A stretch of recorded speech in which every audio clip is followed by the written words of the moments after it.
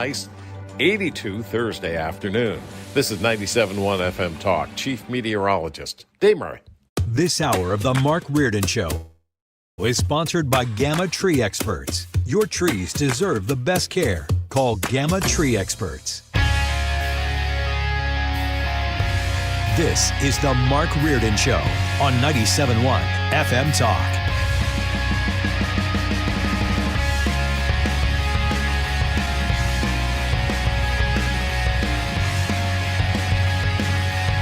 Yeah, we're already down a member because Sue ran for the other room to grab a blanket since the temperature in the studio is considerably different than the temperature outdoors today. Hello, Fred. How are you? Hey, I'm good. It's cool in here. Yeah, it's really cool. How about old Fred Bottenheimer over there, ladies and gentlemen? It's usually been like 68 in here, which is chilly, but now we're down to 66. Now, it says 68 again, Sue. Maybe because the door was open. Oh, that could be. It's warmer out there. Okay. I think it was because during the transition between the two shows, the door was open. It must have, right, like 2 degrees in like 45 seconds? That makes no sense. Okay, that doesn't. Okay. You're right. It doesn't make any sense.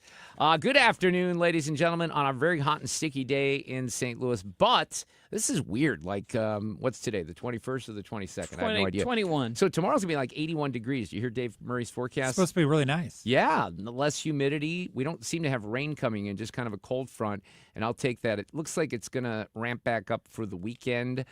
I'm going to some baseball games this weekend, so that will be interesting. I got some music stuff to cover this afternoon as well, but we have a full slate. We'll have Tom Albus. I'm very interested in talking with Mr. Albus. He's the U.S. Attorney for the Eastern District of Missouri. We're going to talk about public safety issues here in St. Louis, the status of the St. Louis City Jail. Remember the workhouse, and I even mentioned this yesterday because it was, or maybe it was last week, it was Tashara and Corey and Kim Gardner that went over to the workhouse the first weekend they were all elected. Let's visit with the prisoners, kind of like Mamdani in New York at Rikers a week ago for the World Cup game. But, it didn't work out very well because then we didn't have the workhouse. And Tom Albus is making some very good points about that. So he's going to join us here in the first segment after the monologue. Hans von Spakovsky, who is with the now he's with the who is he with, Fred? You're confusing me here. I'm sorry. Hold on a second Advancing. here. Hang on. Here's why the host It is used to confused. be Heritage Fund. I know, and I've Right. known Hans for a long time, so I'm reading the list here. I'm just doing my, Will Ferrell thing, and all of a sudden I'm like, wait a second, who is he with now? He has changed. Advancing American Freedom. Okay, so he is a senior legal fellow at Advancing American Freedom. Like I said, I knew that here all along. I just want to make sure that people knew that Hans had kind of switched from the the Heritage Foundation. Steve Ehlmann's going to be with us at 5 o'clock. We had Jason Law on a week ago, who's running for St. Charles County Executive. We had Bill Eigel on Friday, Steve Ehlmann on tonight at 5:04, and I had both Jason and Bill ask questions for To the Steve, other, yeah. right, to the other folks, and we're gonna talk about that. It's a big race. It really is. We, believe it or not, have Election Day 2 weeks from today. It is 2 weeks from today, which is kind of incredible. In the early voting, we featured Kurt Barr, who is one of the elections officials in St. Charles County. In the early voting, the no excuse stuff starts right now. So that's something that people can take advantage of, and they very well might be. By the way, on that front, we're going to talk to Hans about the reason we're having him on is because of the SAVE Act. And I mentioned this yesterday. I read a little bit of the piece from Alaska Senator Lisa Murkowski, who's a Republican, a moderate Republican. She made a very strong case in the Wall Street Journal yesterday that the bill is not perfect for Alaska in particular because of how far people live from, different areas. Alaska is very different. I mentioned Hawaii as well. So Lisa made a pretty strong case for why she opposed it. I do think that some of the things that she mentioned in her piece in the Journal can be fixed by amendments. She even said that there were some amendments that were, offered, but they weren't taken advantage of. So maybe there's something on that can move in a direction to get the SAVE Act passed. I don't know. It doesn't look very positive right now, but we will get Hans's take on that. I have some fun stuff this afternoon. There was every once in a while, and this is clickbait, and I realize that, but in the Washington Post, there was a quiz on sunscreen. It was either the Washington Post or the New York Times. So when they do the quizzes, you can actually take it with your mouse and you can click on the answers. So I didn't do it yet because there's a quiz on sunscreen. And I think it's funny that, I don't know about you guys, but I don't remember sunscreen being a thing when I was a little kid. That's because it wasn't. Right, it wasn't. So then it really became a thing. And then I think I'm in the camp, not to sound conspiratorial or anything like that, But I do think there's been some research that's been offered over the years to say, hey, that's great. We're protecting our skin from the sun, but we're not getting enough vitamin D. Okay, so that's an issue as well, because then that causes cancer. But the reason I bring it up is because there's something kind of related to that with the quiz. So we'll see how we do. I have no idea how the team is going to do. We're going to kind of do that as a quiz. I mentioned this story yesterday, and I do want to share it. Maybe it was Friday, but I found this story about this guy that buys this house, sight unseen, not completely unheard of, but what he discovered in said house, sight unseen, really was interesting. Oh, boy. So we'll get to that. I look forward to that. You know, and I have another. Do we know that Alex is going to be here tomorrow? He is not. Oh, he's not. Okay, and you're not going to be here either. So we're canceling the show for tomorrow. We'll be back, I believe, next Monday. No, Sue, you're taking the rest of the week off after today, right? Yes. Okay. Well, Fred, you and I are going to have some good conversations tomorrow. And Ethan. Let me tell And you, Ethan will do Ethan's news. Let me just start with some random stuff. Well, first of all, I went to the dentist today. And we're going to kick off a GoFundMe here on the show for Mark and his dental work real quick here, see if we can raise a fair amount of money to pay for this. You want to take a stab at the bill that I'm looking at right now, which, by the way, before this dental work is done, I will have no teeth because I don't think I'll be able to afford the dental work. And now this is my fault. Sue's looking at me very judgmental. Do you want to share? No, you want to do I'm this? not judging. Let's do this as the price is right now. Oh, Okay. okay. All Fred, right. you already guessed though. What was your number? Do you remember what it was? Like 9,000. Okay. Oh, I said 5. Okay. If Ethan were here, if he'd $1, you guys, he would win. Wait, both of us? Now, okay. I don't understand. Well, because it's Less than $19,000. Yeah. Now, a couple of reasons. Reason one, Mark hasn't taken very good care of his teeth. Reason two, it's sedation dentistry. So the price would come. The price would come down if it wasn't sedation. But I'm just telling you, I get so freaked out. I had this dentist, I don't know, 15, maybe even more than that, and we did. Who knows what it was? A root canal, a bridge, a crown. I don't know what's happening. I just open my mouth and they do it. And usually I get knocked out. And I did it for that because when they put something in my mouth to do some of the work to kind of keep your mouth open, I got more claustrophobic than I've ever been in my entire life. And I usually don't have an issue with that. Like, it's nothing that's really, along with all my other mental challenges and the anxiety and the things that I dealt with last year, claustrophobia is not really something that's, typically bothering me. Perhaps if I was in one of the capsules going up to the top of the arch, I would say, yeah, it's something I'm concerned about. Yeah. But, man, I just had the worst feeling of doom when I had that thing in my mouth. So I've done sedation ever since. So that was a really good way to start off the day. I also got a cat. We had the kitten. I have a cat. My oldest cat that's not doing well is very stressed by the kitten. So I had a vet trip. I asked the vet today, maybe I can just sleep over, because I seem to be at that vet a lot as well. But this is what happens when you welcome animals into your home. So, boy, I have some favorite audio from today that we can get to as well here. This has to be my favorite because she's such an idiot, and it's hard to believe that she's such an idiot. I've actually defended her in saying she can't be that dumb. She went to MICDS, and, she's a lawyer, I think. But Jasmine Crockett was making the case. Well, I'll just play it here, and you tell me what she's saying.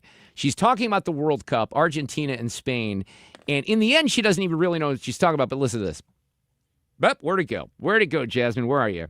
Here we go. World Cup that captured the imaginations of the entire world when they saw all of these people of color that was playing for all these teams. And ultimately, if you recall, the last two teams, it was Argentina and Spain. And it seemed like the vast majority of the world was rooting for Argentina, or actually against Argentina, right? And why was that? Just give me an explanation if you could guess. If you'll just let them finish. Yeah, she doesn't know. Spain had the best team. Maybe that's why they Yeah. There's also a racist history that exists as it relates Mr. to Byer, Argentina. you're recognized. What? What? Was she saying that people... I'm so confused because she didn't even know if people were rooting for them or against them. No. So it was racist to root for Argentina, which is also a place of people with color, I don't right? get it. I don't either. Let's play one more time. Oh, just because she's such an idiot. All right, so listen, she's making no sense whatsoever, of course. World Cup that captured the imaginations of the entire world when they saw all of these people of color that was playing for all these teams. And ultimately, if you recall, the last two teams, it was Argentina and Spain. Okay. And it seemed like the vast majority of the world was rooting for She doesn't know. She's like, wait, Stop. Wait. Argentina, or Yeah. actually against Argentina. Okay, right? no. And why was that? Just give me an explanation if you could guess. Well, first of all, most people is Because it of just Messi? me? Well, most people were going. I think most people were rooting for Argentina. Fred, Yes. don't you sense No, that? I think so too. I think Yes. Spain was the underdog fan wise. I mean, the stadium was packed with fans from Argentina. They didn't have as many fans, so she doesn't. No well, idea what she's talking. Of course she doesn't. So she's trying to make the case that the people. I don't know what she's trying to do. I really don't. If you'll just let them finish the answer. Spain had the best team. Maybe that's why they were rooting for them.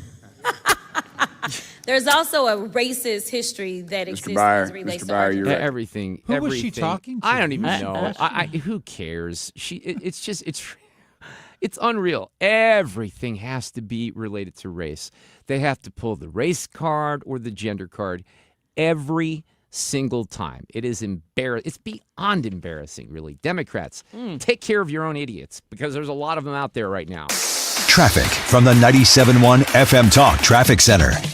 On the roads, if you are westbound on 70, things are a little bit slow downtown, and then they open up. But it's slow again, Wentzville to a point west of there. Eastbound is slowing at 141. We've already got a lineup westbound 6440 approaching Hampton. That goes out through McCausland. It slows ramping on to southbound 270, and then a little slow out at Prospect. Now, southbound 270 has some moderate volume at Olive, and then in pockets down through 21. 55 looks pretty good out of downtown. And if you're headed into Illinois, we're fine on the bridges. I'm Sue Thomas with Traffic 97.1 FM Talk, St. Louis Conservative. You may not need tuck pointing work at your home, but if you do, you know that you do. You might say, wait, what is that? I don't have bricks. I don't have a brick chimney. I don't have a brick home. Well, then you probably don't need tuck pointing. But if you have masonry work that needs to be done, you need it done because it could mean that your house or your chimney is going to fall apart more. So let me guide you into the best masonry services for you here in St. Louis. And this is both residential and commercial. That's Morelli Tuck Pointing. And their goal for decades has been to provide the best service when it comes to masonry work here in St. Louis. They've worked very hard at this, family run, owned and operated for over 35 years. And they'd love to help you. You get a free quote if you have some work. I've told this story before. My sister called me one time. There was an entire wall that was collapsing at a home that she bought for my niece to live in while she went to SLU. And she said, do you have a tuck pointer? I said, absolutely. Send her over to John and Cindy, 314-645-1387. The website is morellituckpointing.com. That website has a lot of information, including reviews, a gallery of their previous work, and you can find out a little bit about the team as well. So if you need any kind of tuck pointing or masonry work done here in St. Louis, go to the best. That's Morelli. MorelliTuckPointing.com. You know Zero Res, the zero residue carpet cleaner that leaves your carpets truly clean with no dirt attracting soaps or harsh chemicals. Don't risk it with the other guys and skip the DIY disasters that leave your carpet soaked for days. This month, get 3 rooms of carpet zero resified starting at just $129. Call 314-474-2020 or visit ZeroResSTL.com and ask for the 97.1 special. If you suffer from burning, tingling, or numb feet, pay special attention as we discuss neuropathy with Dr. Patton, D.C. Doctor, what is neuropathy? Peripheral neuropathy is nerve damage to the feet and legs. What are the symptoms? The symptoms are numbness, burning, tingling, pain, and loss of balance. Is neuropathy treatable? It's absolutely treatable, and we have amazing results. If you have burning, tingling, numbness, coldness in your feet or hands or balance issues, call us at Comprehensive Integrated Health today for a nerve damage screening. The screening will tell if you're at risk for serious complications and if you're a candidate for our cutting-edge treatment program. Don't wait until your symptoms are so severe nothing can be done. End-stage neuropathy leaves people confined to walkers, wheelchairs, and even amputations. The first 10 callers will receive a free nerve damage screening. Call 636-538-5188. That's 636-538-5188 for your free nerve damage screening. 636-538-5188. 5188. Hi, this is Steve Butts from the Crawford Butts Insurance Agency. In 2026, our agency celebrates a momentous occasion as we celebrate 65 years of service to our clients, a tribute to our founder and my dad, Nor Butts. Our staff is ready to assist you with all your insurance needs. So please call me, Steve Butts, at 314-752-2500 or at crawfordbutts.com. For auto, home, and commercial insurance needs, that's crawfordbutts.com. Mark Reardon is St. Louis conservative. Something related to crime in St. Louis kind of caught my attention. We do a lot of work with the Show Me Institute, and Susan Pendergrass at the Show Me Institute, she's been a guest on the show many times, did an interview with United States Attorney Tom Albus, who represents this part of the state as the U.S. Attorney. And I thought, well, I told Fred, maybe we should get Mr. Albus on. In fact, we did. So Tom joins us this afternoon to talk about some of these issues related to crime in St. Louis and what the U.S. Attorney's Office is doing. Tom Albus, thank you for coming on this afternoon. Really appreciate it. Mark, thank you for having me. You bet. The one topic that caught my attention, let's just start with this, because in that interview, you kind of talked about how the city has run out of jail capacity. And I mentioned on the show several times, including a few minutes ago, one of the first things that Tashara and Cori Bush and Kim Gardner did when they were all elected many years ago is they went to the workhouse and they had empathy for the people and the criminals that were in there. But they took that thing out of service, and that means that there are not as many spaces to put some of these violent criminals. Is that true? That's true. So, I guess a thought to start our discussion is I want one jail cell for every offender that a judge in the city or St. Louis County or anywhere in our region thinks is too much of a risk of flight or too much of a danger to the community to be let out on bond. That's what we need. And of course, that the whole criminal justice approach to our region is more complex than that. But with respect to the jails, if they're getting to the capacity, that's a concern for everybody. Yeah. So what's the solution there? Because obviously there were people that criticized the workhouse because of the conditions, and that's one of the reasons that they went over there. But there's really been no effort to make amends for that or try to create more space, right? Right. I'll just throw out there, this might be off topic for you, but I'm in the federal court. And when I was in AUSA coming up, St. Louis City and St. Louis County were able to house lots of our pretrial detainees in the Justice Center and in the County Justice Center. And now they're at capacity. So our United States Marshal has to do all sorts of machinations to house folks in federal court. And some of them are 100, 150, 200 miles away from the federal court. So there's just a shortage. And that's not fair to the defendants that are being detained 100-200 miles away from home. And it's not good for the marshals, and it's not good for the lawyers. It's just a problem, and that's something that we just need to be aware of. And my interview with Susan had to do with there are folks that want to try to be strategic about getting as many people out of jail as possible, and that's great. But it's a complex issue, and the fact of the matter is, they're just some violent, antisocial people that judges are determining in their discretion should be locked up. And I just want to make sure there's enough spaces to lock them all up. So are those, are there conversations that you have with either the mayor or, anybody else along those lines to come up with more solutions or not? Not really. We have a great relationship with the city and the county, local law enforcement, federal law enforcement. And we really are worried about, indicting the bad guys. We've got great partners with the county prosecutor and the circuit attorney, and that's really our focus. But when I gave this talk, there, and again, it had to do with folks that say, let's use this risk assessment tool in court and try to get as many people out of custody as possible, which is fine, but it's just a discussion that we all need to have. I think if you told Mr. and Mrs. John Q. Public, we're going to let this person that's been indicted by a grand jury for robbery and they have a criminal history, or, every case is special, but there's just, unfortunately, a lot of violence and a lot of repeat offenders in there. And to me, the sensible thing to do with those folks is to keep them detained until their trial comes up. One of the things you talked about in that interview, and I was unfamiliar with this term, is this risk assessment when it comes to, kind of looking at where these criminals should be or who should be behind bars for how long. Can you explain that? Right. So it's a kind of a matrix, and a lot of stuff that people would think, well, that's common sense. If the guy has a prior, then he's more risky. That's true. If the guy is below a certain age, then he's more risky. Is the guy on bond already for another felony? He's more risky to let out on bond. So, again, that's fine. I think it's fine that judges can be guided by some factors, but the risk assessment that we were given, I sat as a judge in St. Louis County before I did this job. Mm-hmm. And the risk assessment tool that we were given said, okay, give all the points and add it all up. But at the end of the day, the recommendation was almost always for bond. And that, again, if you asked a regular person, not a lawyer, not a police officer, walking down the street, say, ma'am, sir, this person is already on bond for first-degree burglary. That's going into somebody's house to commit another crime while they're there.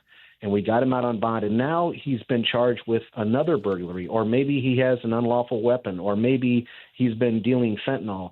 What do you think should happen until this guy's trial comes up? I think most people in our community would say, well, that's, we gave him a chance, and that's it, and he should be locked up. And I just don't want, that's the issues that we're all facing. What do we do with these repeat offenders, people that are already on parole, probation, bond, and unfortunately, in our region, we just have a challenge in that area. Yeah, U.S. Attorney Tom Albus is with us.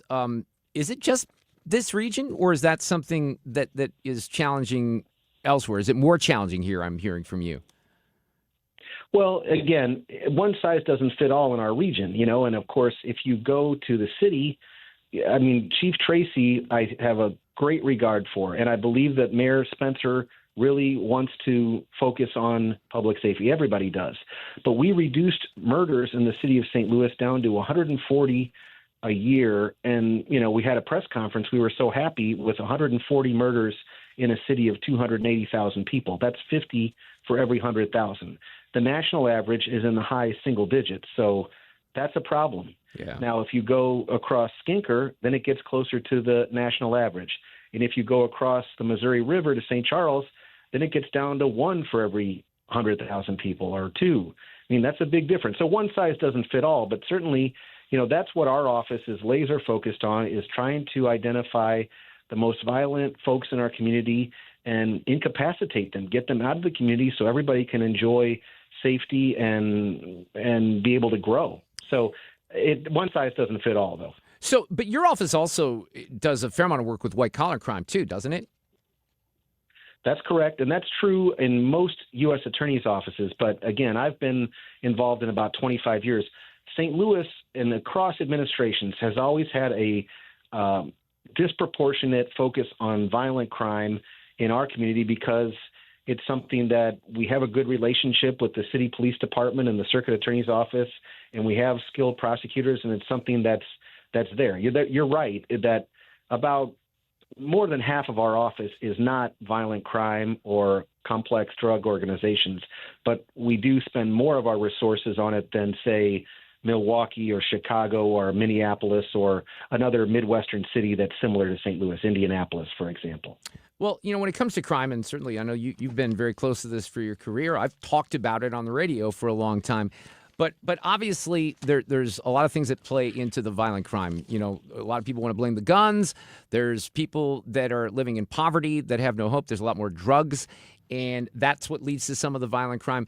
But socioeconomically, and just even, what happened with the St. Louis public schools in the last couple of years with the nonsense with the superintendent, and then that sets people back even further after COVID. So, a lot of this stuff just accumulates and makes your job tougher, doesn't it? That's true, but I would make this point that all your listeners should remember.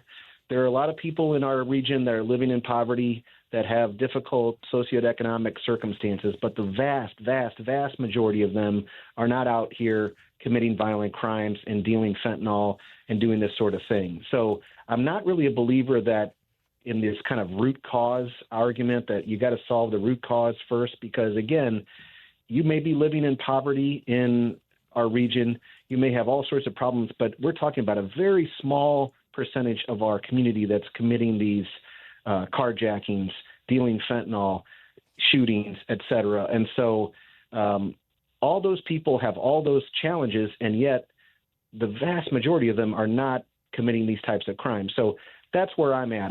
Obviously, Everyone wants to have education as good as possible for our families. Everybody wants to have everybody living in prosperity, but the cause is personal agency, and there's some of these people that just are not down with the social compact, and they need to be taken out of our community so that everybody else can thrive. I remember a situation, this may go back even 15 years, maybe more than that, where there was a state, and this happened in Chicago, maybe some other places, but I think St. Louis was part of that, where there was a emphasis, if you will, on cooperation between local authorities and the U.S. Attorney's Office. And I think one of the goals at the time was to kind of get the message out to the criminals and the community that, this stuff is not going to be tolerated, that there are going to be more consequences. Is that part of the mission here as well? Right. I mean, I will say there was something that you may have been thinking about. They had the billboards with, you have a gun, you're going to go to North Dakota and for 5 years, or, they tried to get the message out that don't carry a gun around because bad things happen and you don't want to be in a federal prison in North Dakota in January, which I don't know if that was particularly effective or not, but it was called Project Safe Neighborhoods, and it's something that we still do. We've always cooperated with the city and the county and the feds and the locals. It's always been great as long as I've been involved, because the city police department and the St. Louis County Police Department are just excellent. I mean, they are just absolutely excellent. A lot of people maybe complain about government services from time to time, but in my experience, they are great. And the federal agents know that, and we've always worked together because we really don't have any other choice in St. Louis. We've got all these different cities, and we have all these different, even across the river. We did Operation Patriot Shield last few weeks ago with our partners in Southern Illinois. There's no other choice. We've got to attack it any which way you can. But that's something that's always been going on. Yeah, I like what I'm hearing, though. I like the emphasis on all this stuff, and thank you so much for coming on here this afternoon, Tom. Keep us posted, okay? Thanks for having me anytime. Yeah, it's Tom Albus, the U.S. Attorney for this district, the Eastern District of Missouri. Traffic from the 97.1 FM Talk Traffic Center. Thank you to Annie for letting me know about this. She said, we are jammed 255 at 162, and southbound 255 is closed at 162 due to an accident involving a motorcycle. Now, northbound is slowing in that area as well. And there's road work. It really is a bit of a mess. So if you're on the Illinois side and traveling in that area, that's the cause of the delay. Also on the Illinois side, 64 eastbound slowing at 159. That due to road work. Westbound 70 downtown a little bit slow, headed out of the city, and then things open up. Eastbound slows at 141. And then Wentzville, some volume out at... 70 is slow out at Wentzville. Now, 64, volume there. This is approaching Kings Highway out through McCausland. Eastbound is slowing 170 through Big Bend, and that's kind of jamming up southbound 170. Southbound 270, slow pockets, mainly moderate volume, but Page down through 55. I'm Sue Thomas, and that's traffic. 97.1 FM Talk, St. Louis Conservative. It's time for a $98 AC tune-up.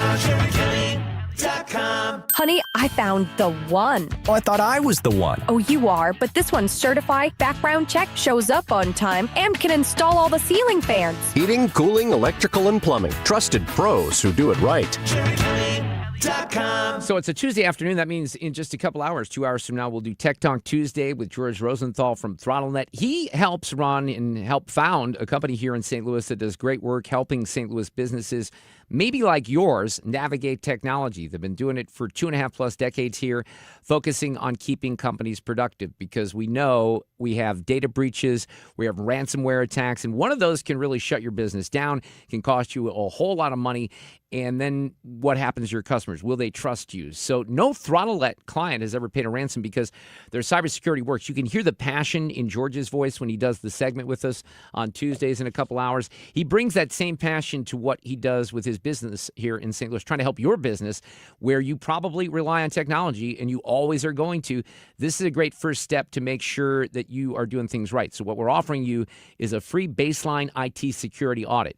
All you have to do is go to throttlenet.com/971. It's a great, simple way to get clarity on your cybersecurity risk, and then you can take it to the next level. Throttlenet.com. When you're approaching retirement, there are a lot of questions to answer. Do you have enough money to fund your income for life? How should you claim Social Security? And what's your plan for health care and long-term care? Hi, I'm Eric Robert, Director of Investments with the ClearPath Wealth Management Group at Stifel and host of On the Money Saturday mornings at 11 on 97.1 FM Talk. Don't leave your retirement to chance. It's crucial to understand and address relevant risks before you retire. Our team can help you get organized, guide you through critical retirement decisions, and create an investment portfolio designed around your needs. To schedule your free retirement plan consultation, go to clearpathinvesting.com. That's clearpathinvesting.com. Or call us at 636-695-2650. That's clearpathinvesting.com or 636-695-2650. Stifel Nicholas and Company Incorporated, member SIPC and NYSE. A common question I receive is, how is the market right now? It just seems so volatile. Hi, I'm Christina Straight, owner of Straight Realty. If you want to buy or sell but feel overwhelmed by the whiplash of the market, then let's talk. With over 23 years as a broker, I have the exact experience you need to help you navigate this tricky market. Call me at 314-441-4444. 314-441-ALL-4s. And remember, why pay more than two? Commissions are not regulated and are negotiable. Straight Realty is a licensed broker in the state of Missouri. A collision with a semi-truck changes everything. The injuries, the trauma, the questions. They don't wait, and neither should you. At Kaufman Townsley, we understand how serious trucking accidents are, and we know how to fight for what you deserve. We're from St. Louis. We're in the courtroom when it counts, and we don't stop until justice is served. Kaufman Townsley. Real people, real results. Call 314-777-7777. It's time for a $98 AC tune-up. 3:35. This portion of the show is sponsored by Jerry Kelly, heating, air conditioning, electrical, and plumbing. Happy birthday, America, in 2026. Get used to hearing the word semi-quincentennial. America 250 on 97.1 FM Talk. Sponsored by Paramount Men's Medical Center. You know, I'll be honest, I never really watched the entire speech from the president on Thursday night because I didn't really understand part of the point of it. But I think part of the point was to get the Save America Act across the finish line, which is still going to be a challenge in the United States Senate. Now, I support the Save Act. Senator Schmidt's been on here many times. I think he was even talking about this with Laura Ingraham last night on Fox. We've kind of handicapped it and talked about the numbers. However, I did find a different perspective on this. I read a piece that was in the Wall Street Journal yesterday by Republican Senator Lisa Murkowski of Alaska, who pointed towards some issues in her state that were rather unique, probably certainly compared to Missouri and other states in the contiguous portion of our country. Hans von Spakovsky is with us, senior legal fellow at Advancing American Freedom, and he previously served as counsel in the DOJ Civil Rights Division. How are you this afternoon, Hans? Good to have you back as usual. Well, thanks. It's nice to be back. I have to say about Senator Murkowski that I actually feel sorry for the people of Alaska that someone who is as misinformed as she is their United States senator. I don't know if she just has bad staff or whether she was intentionally trying to misstate the requirements of the SAVE Act, because she got almost everything she was saying completely wrong. Okay, because like for me, and this is why I wanted to have you on, when I read some of the examples, and for people who missed it, I went over some of this yesterday, she said that there were logistical challenges for people who lived, 800 miles away. They'd have to register in person. They'd have to take a plane trip and a hotel and all that. And she was making the case that her constituents, that would be, obviously a big burden for them financially. So you're saying that those examples aren't even valid? Yeah. I mean, for example, she claims that the bill bans online voter registration. That's not true. There's nothing in there that bans online voter registration. She makes this big deal about saying that there are only 6 election offices in the entire state where people could take care of this. Again, that's totally wrong. Remember, the National Voter Registration Act said that anywhere where you get your driver's license also has to be a voter registration agency. Moreover, offices where you apply, state offices, for example, where you apply for public assistance, welfare, They have to be voter registration offices. The SAVE Act doesn't change that at all. So her claim that the people can only go to these 6 election offices, again, that is not true. Any place they go to get their driver's license, any place they go to apply for public welfare, any other office in the state that the state government has said, you're a voter registration agency, they can go and do this. She makes this big deal about how married women are not going to be able to do it. The left has been saying that. That's a left-wing talking point. I know that.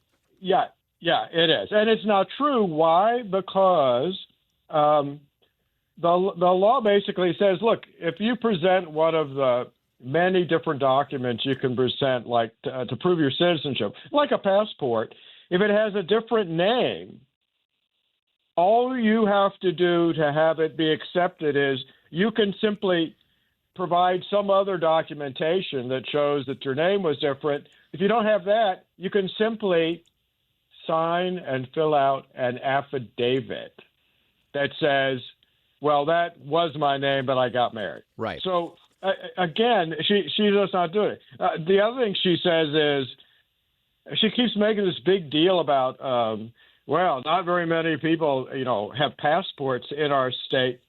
A passport is only one of multiple documents you can use to prove your citizenship. And there's a save all provision. There's a save all provision that states you have to set up an administrative process so that if somebody doesn't have any of these documents that we've listed, and it was, passport, tribal photo ID, real ID, there's a whole list of stuff.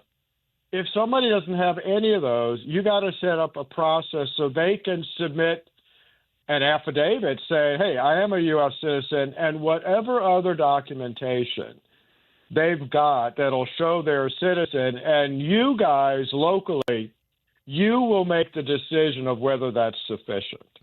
Now, Hans, what's interesting here is that I have it on good authority, and I know that you do too, that there were no, non-U.S. citizens that vote in our elections, except that Mikey Sherrill, the governor of New Jersey, had some really interesting news today, didn't she? Yeah, she said, oh, gosh, we had this glitch in our DMV system, and 6,600 aliens, non-citizens, registered to vote, but don't worry about it. Only 400 of them voted.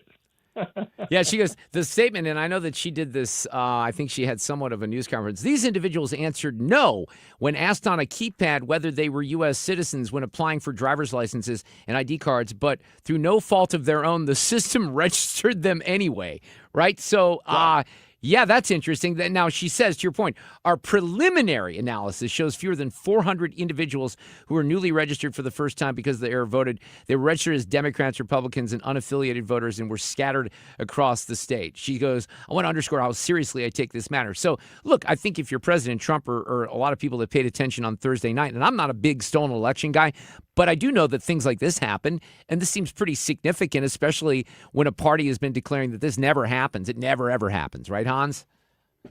Right. And look, this is a repeat. Several years ago, people Google this.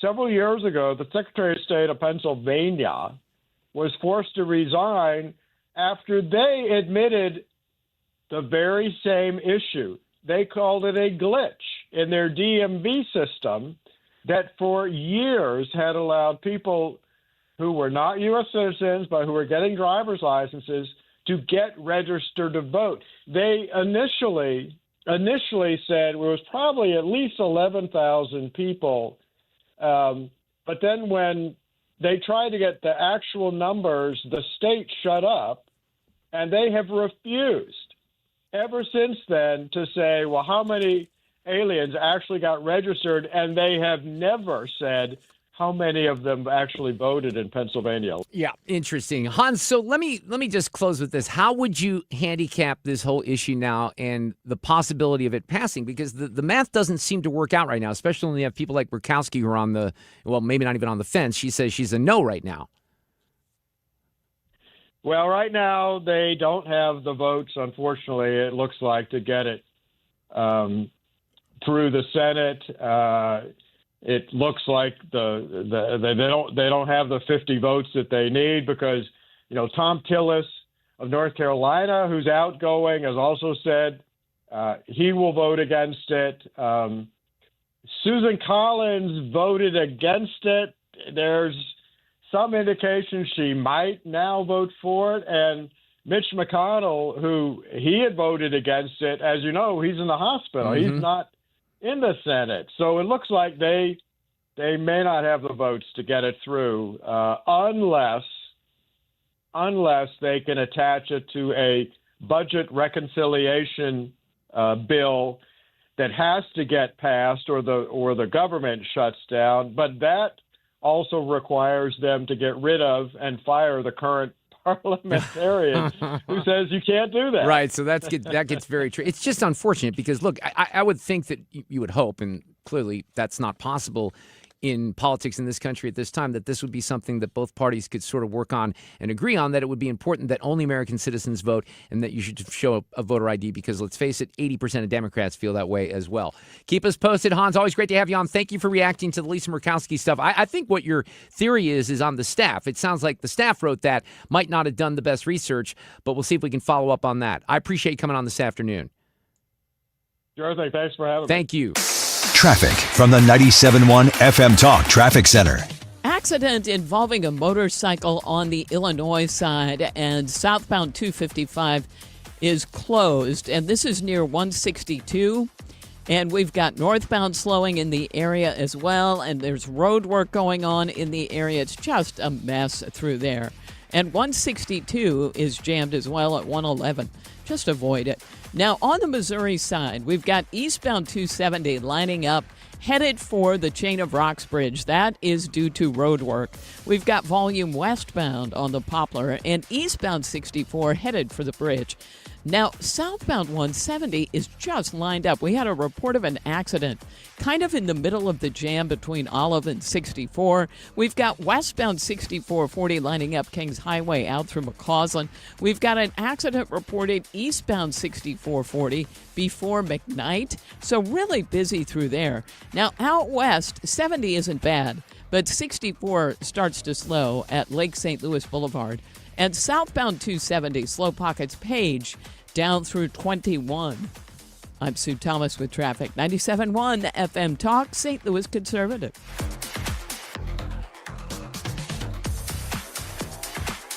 Mark Cox here. Don't be fooled by those deceptive ads you're hearing on Missouri Amendments 4 and 5. Get the truth. I'll explain all of the amendments and key local races. Download my August voter guide at 971talk.com. So I cannot believe that a week from this Saturday is August 1st. And I bring that up because this is a limited time offer from Generator Supercenter of St. Louis. They're celebrating our 250th anniversary in the month of July, offering new sales and installation customers $2,500 off right now during the month of July. This is limited, though, thinking of the month that's running out very, very quickly. You want to take advantage of this because they have low payments available, financing, and if you get $2,500 off, that is an outstanding value right now. Call Generator Supercenter for a free estimate on a Generac home standby generator. They're the best in the industry. As soon as the power goes out, they kick in. Your house is fully operational via propane or natural gas. Don't wait for the storm. Don't wait for the power grid to fail. Make sure you give yourself peace of mind. You know all the food will spoil, and if you're out of town, it's even worse if something like this happens. So again, $2,500 off with Generator Supercenter right now. Tell me you heard about it here on 97.1 FM Talk. 314-499-2020. Generator Supercenter of St. Louis.com. You work hard, follow the rules, and get absolutely slammed by taxes. Your paycheck taxed. Your property taxed. Everything you buy, taxed. Missouri's tax system isn't broken, it's rigged against you. The lawyers and lobbyists working for big corporations and the super rich buried over 200 loopholes for themselves in our tax code. While they pay nothing on the services they use, working families are taxed over and over. It's no wonder they're lying about Amendment 5. Our corrupt tax system is rigged in their favor. They're getting a free ride on your back. Don't believe their lies. The truth is, Amendment 5 closes loopholes exploited by the super rich and slashes taxes paid by Missouri's working families, phasing out income taxes and cutting property taxes. They finally pay what they owe while you keep what you earn. Vote yes on Amendment 5. Paid for by Missouri Promise PAC. If you've been told that you need a new heating and cooling system for your home, and if you've gotten prices or you're going to get prices, call me. Try to stay away from the word high efficiency or efficiency.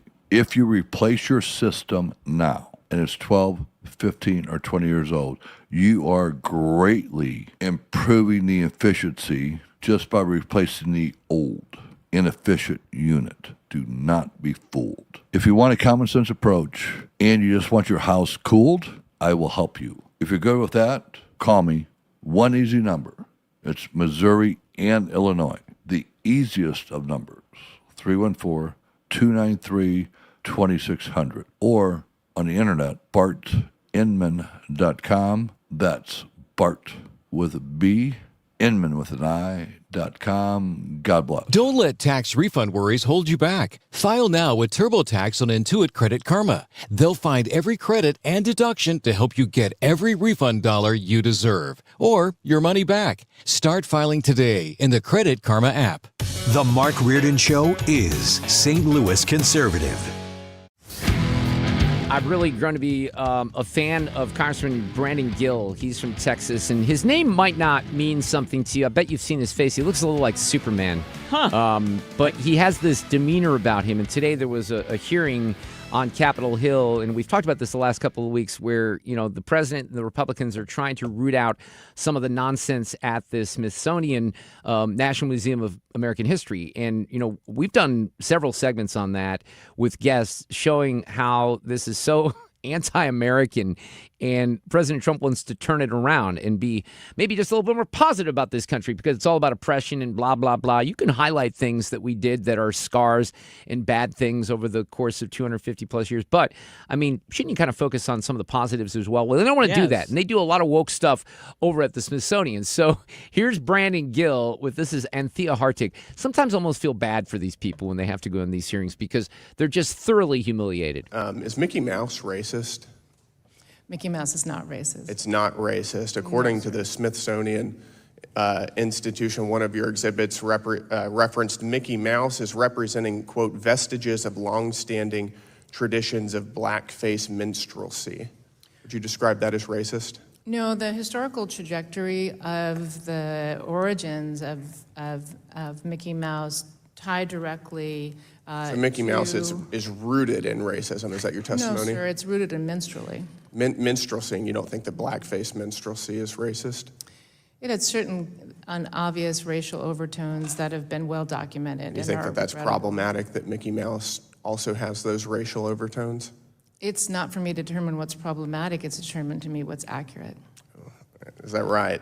So she sounds like she'd be just a... you know, real fun person to have at a party, right? Then there's this. You know, this is something, and I think people might think he's joking about this, but let me make it clear he's not, because there have been, you know, the BLM folks out there and the rest of the race baiters, they like to point out the differences in how white people take advantage of African Americans, because being polite as a white person, I don't know if you know this, Sue, that's racist. Did you know that? No, no. You cannot, if you are, especially if you're cis and white, if you're nice to someone. See, this is something I don't have to worry about. That's racist. Is it important to be polite? Yes, sir. It's also interesting because the same mass action toolkit that your organization has been promoting references politeness as a defining characteristic of white supremacy culture. Ma'am, are you a white supremacist? No, sir. You're not. Can you help me square why your organization says that being polite is part of being a white supremacist? I'm not exactly familiar with that passage of the Mass Action Toolkit, which is I can show you the one that we passage right developed. here. The Mass Action Toolkit. That sounds like something that every American should have. I don't have the audio of this, but here's another one. Tim Burchett, who is a congressman in Tennessee, and he likes to poke during these hearings as well. He questioned her about, I got to find more out about this, I really do, about a little girl asking why she doesn't have male genitalia in a museum exhibit called Girlhood, It's Complicated. And apparently that features several excerpts from a young girl's diary. And the question that Burchett asked is, do you really think that content is appropriate for children? And she would not, really answer that question. She deferred. That's what happens on a lot of these things. But this is an important hearing, and I think what's happening on Capitol Hill should be something that people discuss. Here's the problem. This interview in particular, you can do it now, but I promise you can do it tomorrow too. If you Google Brandon Gill Smithsonian, you know what kind of coverage comes up? There's no New York Times coverage. There's no Washington Post or LA Times or St. Louis Post-Dispatch or anything. There's Town Hall. There's some conservative websites. But again, this is part of the media bias out there where they just completely ignore this. There's no dialogue going on with the legacy media on the absolute outrageous stunts that the Smithsonian has pulled over the years and got away with during Democrat administrations when it comes to the absolute, distortion of the real American history. You can certainly tell the story of America, like I indicated earlier, when it comes to slavery and a lot of other things that probably are things we're not too proud of. But boy, I mean, the 250-year experiment has worked pretty damn well when it comes to freedom. I told you the other night, and this is true, I saw Jennifer Hudson and was listening to her national anthem before the World Cup in New Jersey, and I got emotional, unexpectedly emotional, being very proud in that moment. So good for Brandon Gill and the Republicans trying to stay on top of this stuff with the Smithsonian. But, I wonder if anything eventually ever gets changed because these things take a while and they'll run out the clock and they'll know that the Democrats are taking over and they will keep up with the wokeness, unfortunately. All right, we'll come back. I got a couple of musical things that I want to share. I told Sue that I bought a ticket last night for a show that I didn't think I was going to go to, but I talked myself into it. I do have a quiz about sunscreen. That's really important. We'll get into at the bottom of the hour. And then you have not, I said this yesterday, I meant to bring this up, but I'll bring it up the next hour. You have not been to Sphere in Las Vegas. I have not. It's been very successful, and a lot of artists are considering doing residencies there. There's one in particular that I know that you're going to hate, but I'm going to bring it up anyway, and that's coming up as well. Traffic from the 97.1 FM Talk Traffic Center. My guess is Rush. Okay. That's a pretty damn good guess, Yeah. Sue. I shouldn't have really given it a hint, should I have? Yeah.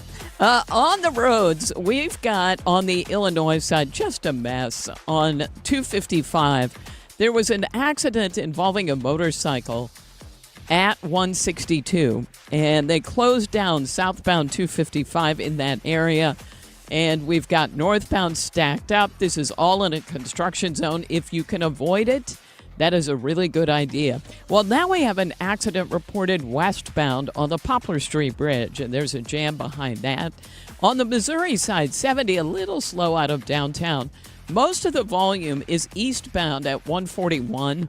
There was an accident out there. Southbound 170 is pretty slow, and that's headed down as you head toward Forest Park Parkway.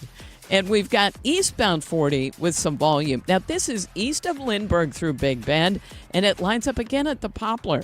Westbound slows at the 70 split, and still slow pockets on southbound 270.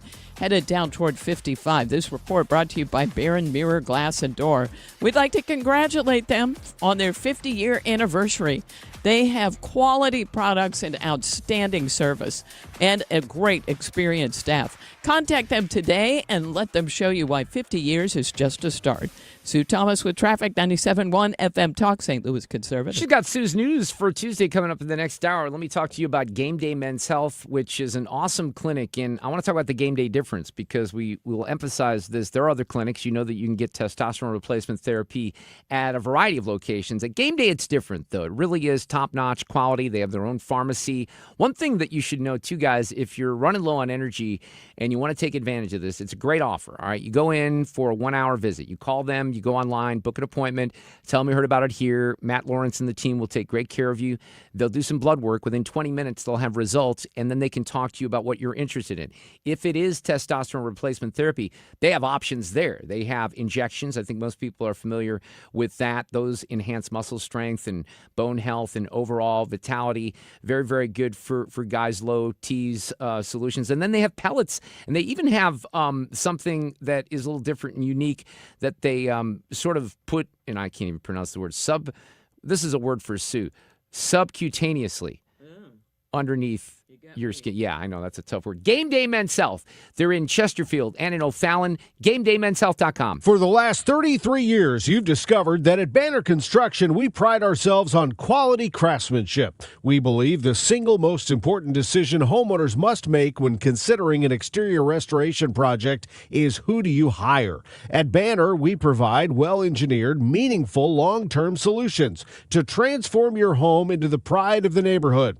Let us help you fall in love with your home all over again. Call or visit bannerconstruction.com and have a banner day. I want to talk about Greg Hammonds at greghammonds.com. There are 3 good reasons you should talk with Greg. 1, your health insurance premium is too high. Well, Greg saves most people 30 to 60% on their monthly premiums. 2, your deductible is too high. Well, with most of Greg's plans, you will have no deductible or out-of-pocket expenses. 3, your doctor doesn't take your plan. Well, you can use Greg's plans at most any doctor or hospital in the country. If you pay for your own health insurance, you're uninsured, you're on COBRA, or your employer coverage is just too expensive, call Greg, an expert with over 40 years' experience, at 314-794-7784. That's 314-794-7784. Or go to greghammonds.com. That's greghammonds.com. Greg will customize a plan chosen and managed by you, not the government. Because you don't know what you don't know about your health insurance coverage. Taking care of your health shouldn't feel complicated. That's why we created NeoVitan to make nutrition easy. Our doctor-formulated vitamins are designed for real life and delivered straight to your door with our monthly subscription. No guesswork, no running out. Just clean, high-quality supplements manufactured in the USA using the finest domestic and international ingredients. Subscribe today at neovitan.com and take one simple step toward better daily nutrition. Visit neovitan.com and start making nutrition easy today. KFTK FM Florissant from the Kaufman Townsley St. Louis's Injury Lawyers Studio. Call 314-777-7777. That's 314-777-7777.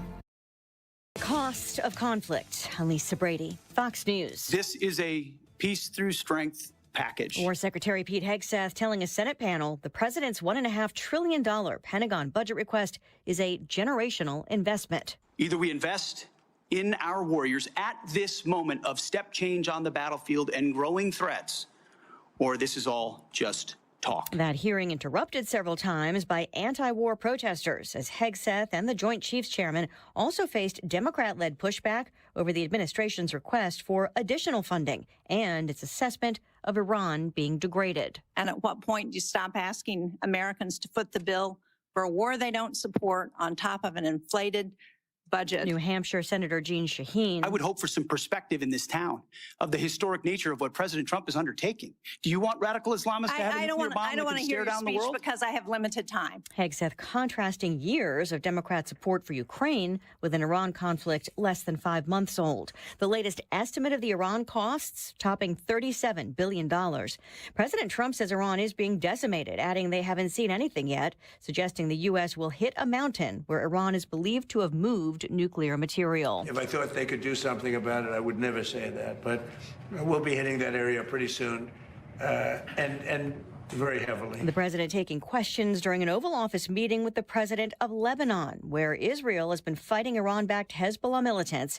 Under a framework agreement, the Lebanese army is securing areas where Israeli forces withdraw, though there's been confusion on potential progress in the early stages of implementation. Hours after that meeting, a surprise announcement from President Trump that American carriers will be allowed to resume direct flights to Lebanon for the first time in more than 40 years. America is listening to Fox News.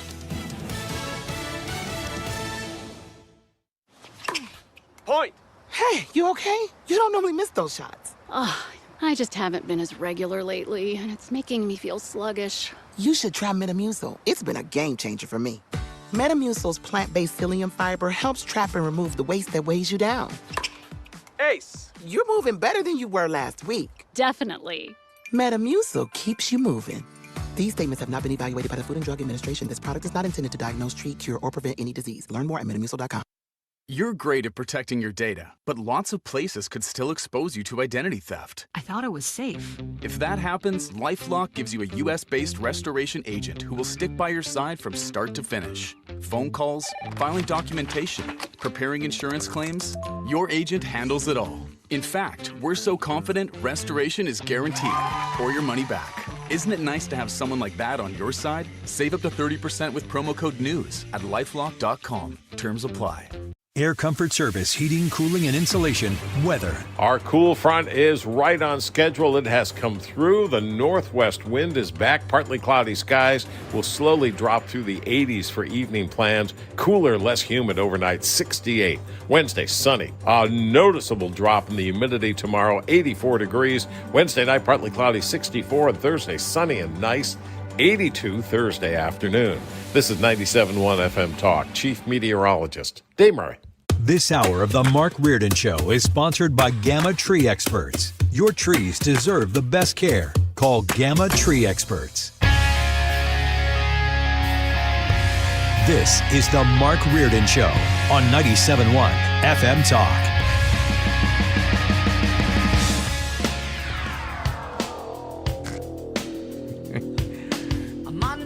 This is for Sue.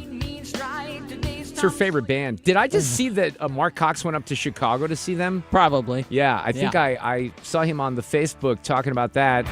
I really want to see them because they have this this chick that's drumming with them now, filling in for Neil Peart. Yeah. And she's just incredible. And Is she talented? bad How on gifted me. is she? No, I'm she being really serious. is? She incredible. I mean, when the tour started, the videos started going viral of her, and it's shame on me for not knowing her name. I can look it up here, but I mean, she's amazing, and it really, it's blowing people away on the road. But anyway, I bring it up because Rush is being considered, or at least Annika Niles. Yeah, Annika Niles.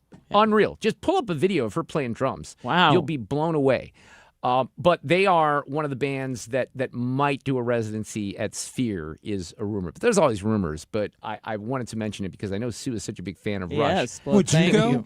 I would absolutely go. I would. It's not like they're my favorite band ever. I saw them in the 80s a couple of times. I got to meet Geddy Lee. I watched Neil Peart. This is kind of incredible. I had a all-access backstage pass, so I was able to go on the side of the stage and watch them perform, which was rather incredible. Now, about maybe 12 years ago, I went to the amphitheater with some guys, and I think there were 18,000 men and maybe 300 women at that show. But I think Annika, and what I've seen from her drumming, and I think Rush, I don't know, I just think that would be a cool show to see at Sphere. So I would consider that one. I would.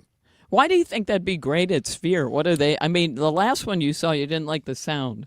No, I didn't like the sound. What do you mean? You weren't thrilled by the. I'm sorry, the sound was fine, but you didn't like seeing live music at the Sphere as much. Oh, no, you're So wait a second here, just to be clear. So I saw the first show there, the U2 show. Yes. All right? That was the very first show at the Sphere, outside of the Darren Aronofsky movie, which I also saw. Everybody, this is just my opinion. If you went to see U2, and I know there's a lot of U2 fans out there, and you got to go to the Sphere, you think it was the best thing ever because you're the first people that went to the right. Sphere. The bottom line is, overall, wasn't a great rock show. Visually, wow, this is what the Sphere can do. That's pretty impressive. I came out of that show saying bands are going to figure this out, and they have. The Eagles have figured it out. Dead and Company have figured it out. No Doubt figured it out. As a rock show, U2 focused more on the visuals, which is fine. There wasn't a good balance for me. That's just my opinion. That's fair. Wasn't, and my friends in Vegas agree with me on this, and I've talked to other people, but there's other people who say, oh, no, it's the best show ever. If you go see, for those of you who have only seen U2, go see someone else, because you'll see a dramatic difference from the start of that to the finish. Now, what's interesting about Sphere is, and this is why I would make a terrible businessman, I look at the economics of Vegas a lot because I know Vegas well, and I'm curious about it, and I have my friend who lives out there. So, like, two of the newest casinos, Resorts World, where Katy Perry had a residency, and we saw that. and Fontainebleau, which is opened up way on the other side of the Strip, they're struggling. They're beautiful. They spent, gazillions of dollars on these casinos, and they're really struggling right now. So I had it, and Rick and I would talk about this at the beginning of the Sphere. You look at the number of, the debt out there, what they spent on this, how are they going to make their money back? Originally, what they talked about was movies and movie revenue. And a lot of us scratched our head at the time, but they have just killed it with this Wizard of Oz thing. Oh, and good. My friend, Rick's been to the Sphere many times to see acts, but he had never gone to see the Wizard of Oz. And his partner had some family in town from Hawaii, so they went last weekend. And he said there were probably 10,000 people there just for Wizard of Oz. Think about the money. They are making money and bank on that. Now, the rock shows are a little different. There's a lot of overhead. But with that, it's the same thing over and over. So financially, the projections for Sphere and the survival are very positive, which, by the way, is why they're talking about building a couple others. One, I think, in Dubai or in the Middle East, and then a mini Sphere in Nashville, if you will. So, are the movies more affordable than the shows? No, not really. I mean, you have a different. There's ticket tiers. I think for the Wizard of Oz, maybe you can get some that are about $75 a piece if you're up. I'm not sure for that. That's actually a really good question. Because I'm an elitist, I never look at the lower ticket prices. Because like for the Darren Aronofsky movie, which is just preachy and woke, and it's global warming and stuff, we got the VIP. So you get a tour and you get like a little poster, and then you get in the seats that Darren Aronofsky wants you in, like in the middle of the Sphere, which made me even more disoriented than the rest of the Sphere. So it's not, if you're way up in that thing, it can get a little like Arrowhead Stadium if you're way at the top of that, for people who might know that. On a musical front, a couple of things here I wanted to mention. I can do this, even though he picked a weird song. I told him to put a Mavericks song in. I wasn't sure what he was going to do, but I told Sue this. We are big fans of the Mavericks, and Raul Malo, who was the undeniable force behind the Mavericks, passed away last year from cancer after a battle with cancer. And, Sue, you followed that band for a long time. I've always said about the Mavericks, I could take anyone to go see their show. They wouldn't have to know any of their music, and they would come out of it. They would be blown away, where's right? the real bell? Yes. So, but Raul died, and I'm like, man, they're coming to the pageant this Thursday. Is that something I want to see? Well, I decided to go see the show because it's a tribute to Raul. They have people that are singing the songs, and I'm actually going to go because I feel like I need to as a tribute to Raul because I get that. He was great. Now, this is a bit of a musical week for me too because I'm going to see these guys. I've never been. This is shameful, and I know people have told me how beautiful it is, but I've never been to the Wildey Theater in Edwardsville. I've promoted a fair amount of shows that were at the Wildey for sure. We even had Graham Parker on not too long ago. He was there, and I was out of town that weekend. But I got some guys that I know. Well, one of the band members here. This is the Young Dubliners. They're a Celtic rock band, very successful. They've come to St. Louis quite a few times, but the last two trips at the Wildey, so they're in Edwardsville on Friday night, and they're just a killer Celtic rock band. And my friend Charles Waltz plays fiddle in this band. And for rock fans, for those, and I see you and Fred, I think you'll know this, for people who were, here in the early 80s in particular, there was a band from Kansas City in Shooting Star. This is a huge song, huge KC classic. This was probably their only big national song because they were a band that had more of a following here in the Midwest. I think that was a band we saw at Six Flags like back in the day. Here's another song. So Charles was the violin player. I always like it when there's unique aspects, horns or strings in rock bands, and he was the violin player in that, and then went to L.A., was kind of a journeyman, did a lot of painting and stuff like that. But he's went with the Young Dubs for 2.5+ decades now. The band's been around for 30 years, and they have a big successful following. So I just wanted to mention that for those of you who are music fans, the Young Dubliners at the Wildey on Friday. The Mavericks, a tribute to Raul Malo on Thursday, which will be good. Okay, I got one story here. Let me just play this audio because I love this, and I pulled it earlier.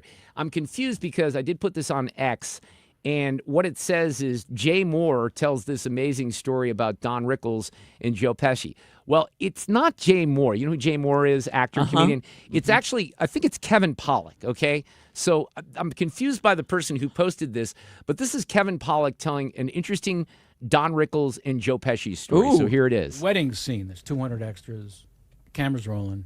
Rickles is standing next to De Niro. De Niro's speaking, acting. Scorsese's watching. And Rickles just stops and looks up at him and says, "That's the way you're going to do it, huh? Like that?" No, you got the awards. I'm sure you know what you're doing. Go ahead. In the middle of the take. In the middle of the take. Everyone freezes. You can hear the sphincters tighten. De Niro takes a nanosecond before the shoulder's shaking, and he's laughing uncontrollably. And it doesn't stop. Just at any chance he gets, he goes after him. Pesci, on the other hand, did not appreciate it. When Rickles pointed out that Joe was so short, he was going to ride him around the set like a Shetland. This is, by the way, this is Casino. Okay, it's not Goodfellas. This is Casino. So he tells him he's going to run around the set like a Shetland pony. Okay, well, Joe did not take kindly to that. I get it. I'm a midget and you're a genius. Go yourself. This f***ing guy. So I'm walking out to his trailer after that f***ing Jew sucker. Him. I said, Joey would just, yeah, you another one. Go yourself. Not kidding. No sense of humor about it. Just wanted to kill Don Rickles.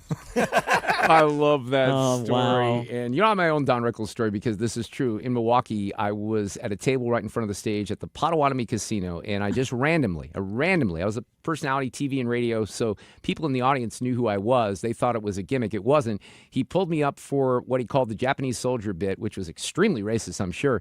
But he literally, I go on stage and he whispers in my ear, "You better be good, kid." and the people couldn't hear it. He just in my ear, "You better be good, kid." Well, I was. I nailed it with Don Rickles. It was good. That was a fine moment on stage with Mr. Rickles. Traffic from the 97.1 FM Talk Traffic Center.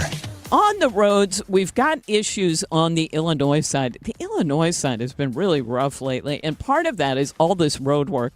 Well, today it's an accident, and this is southbound 255 at 162. Southbound 255 is closed there. This is all due to an accident involving a motorcycle. Just avoid that area. Northbound is a mess as well. Now, we now have an accident, or did, westbound on the Poplar Street Bridge, a jam behind that. Eastbound 6448 lines up, headed for the bridge. Now, also an accident, southbound 170, this one near Ladue Road. Accident eastbound 6440, this before McKnight. Watch for that one in the left lane. And other than that, it's been, the usual volume.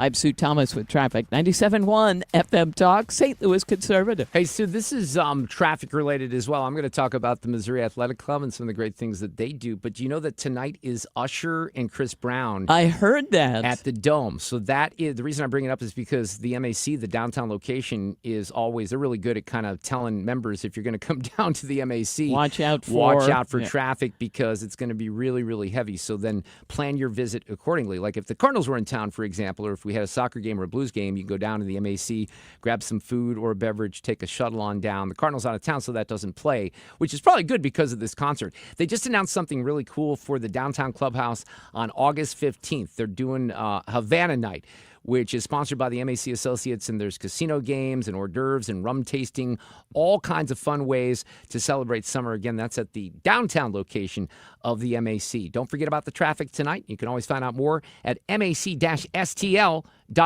You know Zero Res, the zero residue carpet cleaner that leaves your carpets truly clean with no dirt attracting soaps or harsh chemicals. Don't risk it with the other guys and skip the DIY disasters that leave your carpet soaked for days.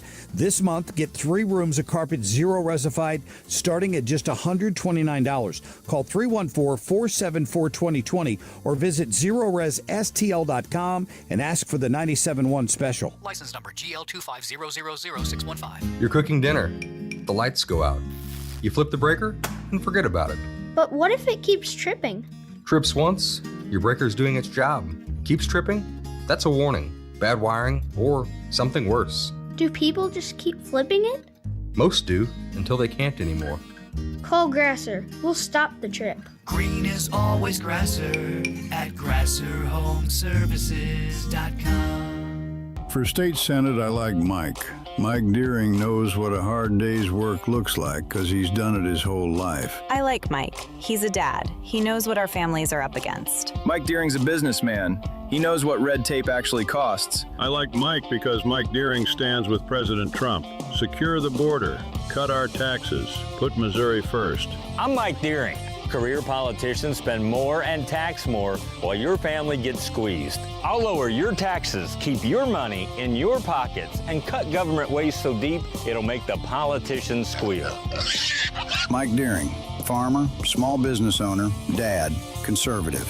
I like Mike. I like Mike. I like Mike. For state senate, I like Mike. Mike Deering. On Tuesday, August 4th, vote Republican Mike Deering for state senate. Make common sense conservative leadership common again. Paid for by friends of Mike Deering. Megan Kaiser, treasurer. Hi, I'm Dr. Mary Claire Haver, a board-certified OBGYN and menopause specialist. My new podcast, Unpaused, is the place for bold, unfiltered conversations about what it really takes for women to thrive in the second half of life. Every week, I sit down with medical experts, cultural icons, and powerhouse women to talk about what really matters. New episodes drop every Tuesday. Listen to and follow Unpaused with me, Dr. Mary Claire Haver, available now wherever you get your podcasts. Mark Reardon is St. Louis conservative.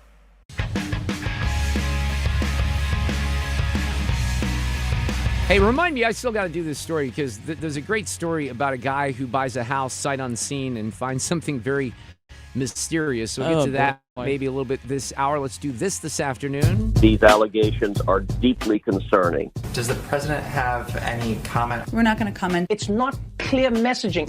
No. And now, Sue's News. Brought to you by Sue. A female online is trying to convince me that I should try harder on Rush. I just can't do it. You and Becky, there's no way. Like my wife, and we have a lot of musical commonality. Yes. There's very few bands that we will not agree on, but that's one of them. I'm with you, Sue. Are you? Thank you. And Becky doesn't like this is where she's younger, Steely but she's Dan. not. Yeah, she hates Steely Dan, but she doesn't like a lot of the yacht rock either. But she's Oh, totally that with you. is Like unfortunate. if we were to ask her randomly the two bands that I like that she hates, it would absolutely be Rush and Steely Dan. Yeah, okay. Right out of her mouth right away. She's right. And, okay. I was going to do, all right, here's what it is. It's National Junk Food Day. Fred, Hell what's yeah. your favorite? I'm in. Oh, gosh. Any sort of candy? Yeah, Does you that are count? you're kind of a candy person. Chocolate. Yeah, there's nothing wrong with I like that. it all. I've been into Twizzlers Chips? kind of mode. Chips are good. I go with the wavy Lays personally. Oh, Wavy yeah. Lays. Wavy That's a good Lays, call. yeah. What about a Pringles? I mean, those aren't even actual chips. They're just smushed together pieces of freeze-dried whatever, and I love them. I think I ate so many Pringles once it made my lips burn. I mean, I had like a burn. Did you go regular, or were you out in the barbecue world, which you never should do? Yeah, no, I was regular. Okay. Phew. It's also National Be Someone Day, huh? Will you try to be some? What? Why is that? Why are these days, Fred? And National Lamington Day, and I thought, what? So I looked it up. Well, let me tell you something. It is a cake. A lamington is from Australia, and it consists of a sponge cake. And they take it and dip it in chocolate. So I thought Fred would be all over that, both of you. They dip it in chocolate, and then this is Lord Lamington, governor of Queensland, Australia. Then he sprinkled the cake with fine pieces of coconut. Are you coconut? No, I'm no. Yeah, coconut. I can do. I was going to say, yes. one of you can do it. Yeah. That sounds delicious. Anyway, it's Lamington Day.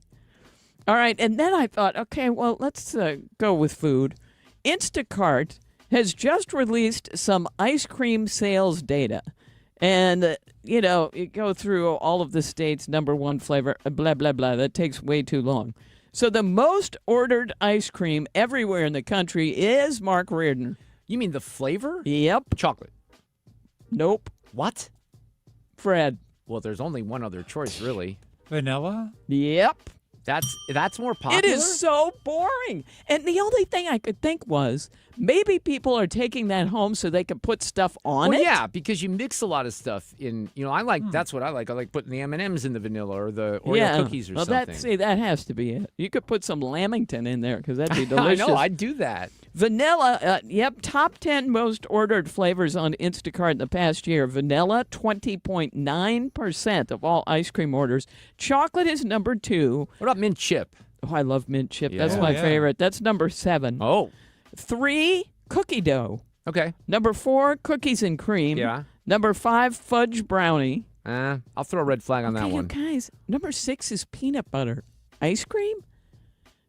I mean, I'm sure that exists, but to be number 6? I like it from Fritz's. Like they have a peanut butter. You know, well, like a concrete. Right. That sounds good, but I didn't know it was. No, just regular peanut butter ice cream. No. Mint chip at 7, coffee at 8, strawberry, which I think is way too far down. I like strawberry. I love strawberry. Me too. It's at 9, and cherry. Cherry.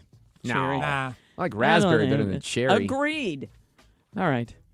Vice President J.D. Vance and his wife, Usha, on Sunday announced the birth of their 4th child. I realized I didn't talk about this yesterday. Well, because we played some of the audio last week. He was on Rogan's podcast. You know, he did that. Yes. And he even mentioned at the time when he was doing the podcast, because I think it was like 3 hours, he goes, I may have to leave at any moment. I know. Isn't she that was cool? due, yeah. This is their 4th child and the first born to a sitting vice president in more than 150 years. Isn't that incredible? That's crazy. I know. That's awesome. I heard that earlier. I'm like, is that even real? But apparently it is. Yes. He was born Sunday. His name is Alec Neil, N-E-E, Alec Neil Vance. And he has older siblings, Ewan, Vivek, and Mirabelle. I love the name Mirabelle. I think that's so cute. She, by the way, is 4 years old. So that was such a big deal. Vance announced the birth on social media. He had a statement signed by him and his wife. Quote, "We are excited to announce that our baby boy, Alec Neil Vance, was born this morning. Usha and the baby are happy and healthy. Our kids are overjoyed." They thank the doctors and the staff at Walter Reed Medical Center. Can you imagine, I don't know, being White House personnel? He said there was like a whole White House medical team, and they get him to the hospital. I mean, it was a whole thing. I wonder does it say where the name came from? There has to be an origin for that, right? I would think so. But is it like A-L-E-C? Yeah, Okay. A-L-E-C-N-E-E-L. I kind of like that name, Alec Neil Vance. Okay, for Mark, Matt Damon says, this is from the Odyssey, of course, he said that he had a female stunt double on a scene or two in the Odyssey who had, quote, "the greatest arms I've ever seen." Wow. So when you see this thing, see if you can tell. From People magazine, I'll just read you the quote. "The actor-producer recalled meeting his female double on set and thanking her, quote, for all the work she put in. This is a scene where you can see these giant, this is him speaking, Matt Damon. You can see these giants looming over me. It is, in fact, the stunt performer in that frame." Okay. When are you going? A week from Saturday. That was the earliest I could August get the 1st. tickets for the IMAX. Yeah. August 1st in the afternoon, right? All right, that's fair. Robert Irwin, who is the son, of course, of Steve Irwin, says AI is ruining something else, and it's wildlife photography. He says he thinks that it takes away from the artistry of photography. It dilutes what's impressive and makes it difficult for people to tell what is real and unreal. So if you see something and you're like, wow, I didn't know well, it's fake. And then when the photographer comes up with something's real, you think, oh, well, that's fake. That could be said for anything now. couldn't Yes, it? but he's particularly worried about that because these photographers that do some of this stuff in the Amazon or whatever, and they send you for the right shot of the one tsetse fly or whatever, and that one hummingbird that's it's just AI. You could do it, and they spend a bunch of money to try to get there and do it. Well, this is a little off the beaten track from this, but I've mentioned this before. If you go on Instagram or I'm certain TikTok, I'm not on TikTok, but you'll see a lot of these wildlife videos. And, you know, sometimes it's the giraffe picking up the baby and running away from it, Okay, which well, is just no. utterly ridiculous No. that it happened. But there's so many of those out there. And, you know, the one thing that just went viral, I even saw it again this afternoon on Fox, is that weird-looking raccoon from down in Florida, I think, that has, like, the hunchback. Jimothy? Right, but that's Yes. real. I mean, Yes. you could, like, You're when I right. first saw You're that, I'm right. like, okay, is this real or is it not real? I know. Well, it's a thing, and he says he worries about the future just because where will that go? All right, I just have a real question. Do I have to sign in to Southwest even though we don't? Do you check in still? Fred said. I did. Just to I be did, safe. but I don't know if you have to. I did check in. Okay. Because what's the point? I don't know. Maybe So if you to don't have confirm to, that you're on the okay. fly. I have no All right. idea. All right, fine. It was a better safe than sorry thing because I've only done it once now. That was, you know, when I went to Vegas. And did you do the thing where they just put you on the plane and you wing it? No. I picked a seat because I Fred, had to have. did you wing it? I winged. I did Now the, we're the talking. cheapest thing you That's could do. what I'm doing. I just, they told me where to sit. No, Okay. I took an aisle seat. I That's- have to have an aisle seat. Of course you do. I'm doing this for the other people that sit next to me, so I don't very have to climb thoughtful. over them. Deadline looked at 4 years of Netflix viewing data and put together a list of the most watched shows. Number 1 is Squid Game. I've not even tried. Mark. No, it's ridiculous. What is it? Did they it's kill dumb. people? Yes. I hate it watched already. 2 episodes. It's utterly ridiculous. Don't waste your time. Okay, that doesn't sound like a Fred show. No. Number 2, Adolescence. What is this? That was terrible too. What was that? Adolescence was Just what it says? No, it's a complicated story. I think it even wasn't based on a true story from something that happened in England. But it was another one of those. The critics seemed to love it. I thought it was a waste of time. All right, well, 171.6 million viewers. So that came in at number 2. Number 3, Squid Game Season 3. I hate it. They even have a Season 3 of that? Yes. Okay, I didn't know that. 155.8 million viewers. Okay, number 4, Bridgerton Season 3. That's odd. That's like just sort of a rando in there, right? It totally is. And that is 154.2 million. And number 5 was Stranger Things Season 5, but it only had 149.1 million. People love the Squid Game. 2 Squid Games in front of the last Stranger Things. Yeah, but you also have to think of this. These are international numbers, aren't they? Well, that's a good point. Because I think domestically you'd find different numbers. Squid Games is one of those things where people are getting shot. I don't even know if you have a language thing in there that's going to matter. Well, that's true, too. By the way, number 6 was Fool Me Once, 7, Ms. Rachel, 8, Wednesday, 9, Stranger Things, but it was Season 1, and it still made it, and Peppa Pig, Season 6, at 127.4. Oh, my God. I loved Peppa Pig when Alexa was younger, but I don't think it was on Netflix then. Well, I know. It's right. It's newer. And finally, in Sue's News, we have today's random fact. Castaway was filmed over 2 years because it took Tom Hanks about a year to lose the weight, grow his hair out for the island scenes. And during that year, Zemeckis shot What Lies Beneath. I'm Dan Loney with Your Money Now. Boeing has made a request of the U.S. government to ask the European Union about a $3.43 billion loan package to Airbus. This once again brings to the forefront the concern of manufacturer subsidies in the airline sector. Cybersecurity firm Fortinet has a deal in place to use Intel's Foundry services to produce its next-generation security chip. It is the first corporate customer for new CEO Lip Bhutan, who took over Intel in March of 2025. Shares of snacks company Utz Brands nearly doubled today after agreeing to a buyout. Germany's Intersnack Group has agreed to buy the Pennsylvania company for $14.25 a share in cash. The deal is expected to close in the fourth quarter of this year, subject to regulatory approval. A strong showing for Wall Street today. The Dow picked up 385 points, ending the day at 52,224. NASDAQ added 329 points, and the S&P 500 gained 66. And that's Your Money Now.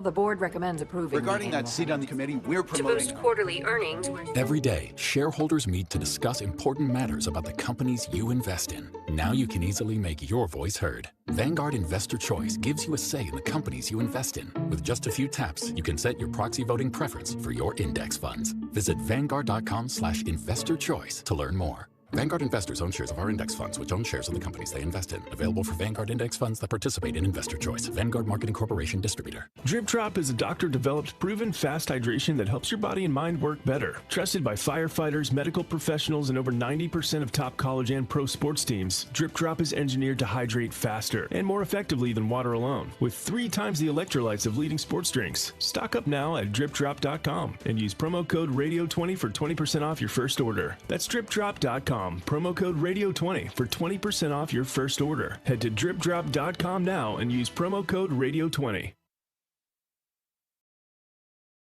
Men, if you're suffering from erectile dysfunction or PE, you're not alone. Most importantly, you don't have to live with it. Paramount Men's Medical Center restores men's sex lives in just one visit. Their painless breakthrough treatments eliminate ED and PE, even when Viagra and Cialis don't work. Here's Dr. Simovitz, specialist in men's health. Paramount Men's Medical Center's painless breakthrough treatments eliminate ED and PE, regardless of age or medical history. 98% of patients see instant results right in the office. Men are now lasting longer than they ever imagined. And the best part, at Paramount Men's Medical Center, your consultation and first treatment are free. Qualified patients even get their testosterone checked free. Call 314-887-4333. 314-887-4333. Take control of your sex life. Call now. 314-887-4333. According to MasterCard, nearly half of small businesses have been a victim of a cyber attack. As cybercrime escalates, ThrottleNet is calling on businesses to strengthen their security posture by taking a free online IT security audit right from your desk. This 3-minute online assessment provides an immediate score to see security gaps and vulnerabilities in your network. For 26 years, ThrottleNet has supported your business IT everything right here in St. Louis. In fact, no client of ThrottleNet has ever paid a ransom. So visit throttlenet.com/971 to take the free assessment today. Did you know replacing old vinyl windows with more vinyl windows might not be the best choice? Hi, it's Kim, and I'm here to tell you about Infinity from Marvin Windows, because these fiberglass windows, they're energy efficient, they're beautiful, and they're custom built to fit your home perfectly. The team at Lakeside Renovation and Design just makes the process so easy. I love the fact that they even offer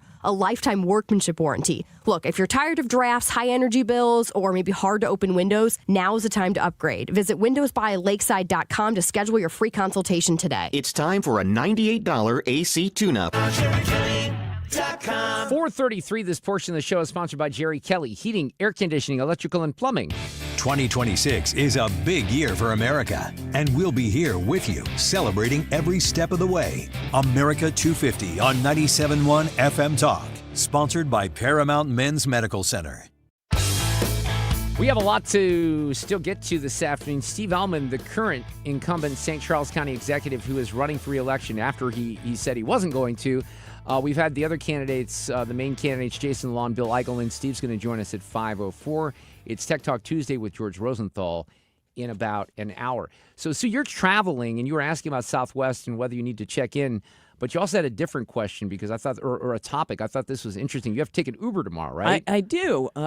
Mike left this morning, and I thought, well, I don't have a ride to the airport, so we were talking about whether I should Uber or take the car, and he said, go ahead and Uber. You don't want to park and have somebody open doors on it the whole weekend. And I thought, okay. So I go onto the Uber app, and I thought, I'll set this thing up in advance, and I did Uber and Lyft just to see who had the best deal, and it happened to be Uber. So I did that, and one of the options, they give you that whole page. They're like, do you want to take this car that's the cheapest? Do you want this? The second option was woman driver. Really? Female driver. See, I've never seen that come up. I hadn't either. So I thought, okay, well, it's the same price. I might as well just try it. So I did. And then they say, okay, it's a female driver. Do you want that on your return trip? Shall we just put you down as a female driver person? There are fewer female drivers. So if you don't want that, oh yeah, can we automatically give you a regular one? I said, sure. So we'll see how it goes. But I didn't know that was a thing. So yeah. I used Uber when I was in Vegas, which was only, a month and a half ago, and I don't remember seeing that option. Is it just an option that comes up for women? That would be weird, too. That's a good question. Fred, have you seen it come up? I haven't seen it come up, but I know I saw a news story the other day that said it's really popular. Oh. Lots of women are choosing to use female-only drivers. Instead of creepy dudes. Yeah. Although I got the picture, and I thought, well, we could have tried harder on that one. Wait, but you already know who the driver is? Yeah, they send you a picture, and I like a smile. I guess all crazy killer people could smile regardless of gender. But I thought, come on, give me something. Look friendly. Now, are you one to, start up a conversation with the Uber driver or not? Not really. I mean, I will on the way. I guess sometimes. Yeah, sometimes I do it sometimes. Answer. Sometimes I'm not in the mood. Sometimes they don't speak English. But I've had some, and I talked about the guy a year ago this is when I was going through the anxiety, and I was disoriented after getting a haircut, and I called an Uber, and this guy was just awesome. He was from, I think it was Ghana, and neat. He loved America so much. He just it was one of those things that I've shared that story just because he loved America a lot more and he became a citizen. He went through the process legally to become a citizen. It's like you get more love of the country from people like that sometimes than our own Americans. So he really stood out to me. So sometimes I tap into some interesting conversations. And when people relocate here from other countries, I explore, and I ask questions about the reasons and find out, just because I'm curious, what they think about our country. And it's funny. Maybe it's not funny. They all love it. Yeah. They all love it. I'm more likely on an Uber to talk with the driver because usually I'll end up in the front seat. Oh. Because like Maria and the boys will be in the back seat. Ah, and gotcha. they'll talk amongst themselves, so I'll make conversation with the driver like they care. Mm-hmm. But I'm just always asking about sports because I think I could talk sports with Right. anybody. Right. Well, So that's that's not what I bad. do. Well, we'll see how it goes. They say there's a substantially fewer women who do it, but maybe it'll be on the rise if that's an actual option. It is interesting. Yeah. Okay, a couple other topics. Sue does real estate. I thought this was interesting. Guy by the name of Edward Marchion in Burlington, Connecticut. And he's one of these guys that takes chances on homes because he likes to flip them and stuff like that. So he was. This was part of a sight unseen foreclosure auction. Ooh. Okay. So because of that, bidders were not able to tour the home beforehand. So this was in Connecticut, and he won the house in June at this auction. The property was valued at $650,000. He got it for $525,000. So, that's pretty good. They mentioned in this story that a lot of times when people do this, they put, maybe even $100,000 into it to fix it up, and then they do their profit from there. But here's the problem with this one. The guy shows up at the house and he finds 3 dead bodies inside. The skeletal remains of 3 dead bodies. One of them was the previous co-owner, Sally Ann Cash, who would be 54 years old today. Another one was her son, Brian, who would have turned 23. The third one, they don't know who it is. They're doing DNA testing. But, I mean, how do you not – a couple questions here, okay? Oh, my How do you gosh. put this on an auction for Thank anything you. without maybe Anybody? someone having toured the residence? Do they just put stickers on the house and say, okay, That is we're going to sell good it? question. What state was this in? Connecticut. Okay. And they say that most house hunters wouldn't dare buy a home sight unseen, but at auctions, bidders are rarely Yeah. given a peek inside beforehand, That's right? crazy. So they say that most of the auction's qualified bidders are investors who assess homes as best as they can from Yeah. the street or the yard before bidding. Kenny Olson, who is a broker in Massachusetts who goes to these he goes to like 3 or 5 of these a week. He says, trash everywhere, disrepair. Oh, yeah. I try to fix them up and sell them. And that's where you have the quote where if you have a property that's worth $500,000, it's usually about $100,000 in repairs, right? So this guy Olson, because the other guy has not quoted, he says that he's encountered pets that are abandoned, marijuana growing operations, doesn't surprise me, squatters. He says about, this is my favorite maybe, PG-13, ladies and gentlemen, just in case the kids are in the car. About 25 years ago, he walked into a home and found a, quote, sex apparatus, unquote, hanging over the bed. He goes, kinky stuff. It was creepy. They also say in this article, this is in the Wall Street Journal, that 2 of the homes that this guy purchased over the last 37 years contained the bodies of former owners. So apparently this is not unheard of. 2? Yeah. So in Addison, Texas last year, a buyer found the former owner's body inside a single-family home he had just purchased. The Dallas County Medical Examiner said that the woman, who was 69, had died of official natural causes, and that she died 9 months before her body's discovery. So again, I don't know if it's just that the mortgage company says, okay, we're foreclosing rather. They put the signs on the front door and nobody checks inside and does a wellness check. Jeez. I don't know. There would be, I mean, not to be gross, but there would be an odor. I would say if 3 bodies are in there, there'd be a pretty big owner. But these are popular with these flippers because, most Get of a the good times deal. they get Yeah. good deals and there's not dead bodies, right? Boy, some of these foreclosure houses, well, the stuff is ripped up. There's trash everywhere, like they said, but appliances are missing, and it's just disgusting. Yeah, but I I can guess imagine. that's no big deal for them. Okay, so there's a reporter in the Washington Post named Lindsay Bever, and I just envisioned that an editor said to Lindsay, come up with some stupid quiz that like a radio host in Missouri will do on the air with his listeners and with his coworkers, because this pretty much was like clickbait for me, but I opened it this morning, and I didn't take the quiz, because if you take the quiz, then you can't take it again until you open up on another window. So it says, this is big stuff here. Are you making these sunscreen mistakes? Take our quiz. Test your knowledge to see whether you're making these common sunscreen mistakes, Sue. And I was unaware that there were sunscreen mistakes, but they mentioned skin cancer is the most common cancer in the U.S. It's rather stunning. It affects 1 in 5 Americans. So wearing the right kind of sunscreen is important. So they start with this. Which type of sunscreen provides protection against UVA and UVB rays? A, broad spectrum chemical sunscreen. B, mineral sunscreen. C, sunscreen with bemotrexinol. D, all of the above. Oh, I was going to say A, Fred. I'm going to go with D, all of the above. I'm going to go with D, all of the above, All right. too. So if we get unanimity here, 2 out of 3, Okay. that sounds like D, all of the above. Correct! Woo! Broad spectrum chemical sunscreens Nice and job, mineral boys. sunscreens help prevent sun damage by protecting against ultraviolet A and B rays. So very Do you good. even know what those second two were? No, of course Okay. not. Doesn't matter. We got right. We're Oh, 1 boy. for 1. You're 0 for 1. That's true. The only thing that matters here. All right. Second question. Which SPF should you look for when choosing a sunscreen? A, SPF 15 or higher. B, SPF 30 or higher. C, SPF 75 or higher. D, as long as the sunscreen is waterproof, the SPF number really doesn't matter. I'm confident on this one. Okay. Are you? 30 or higher.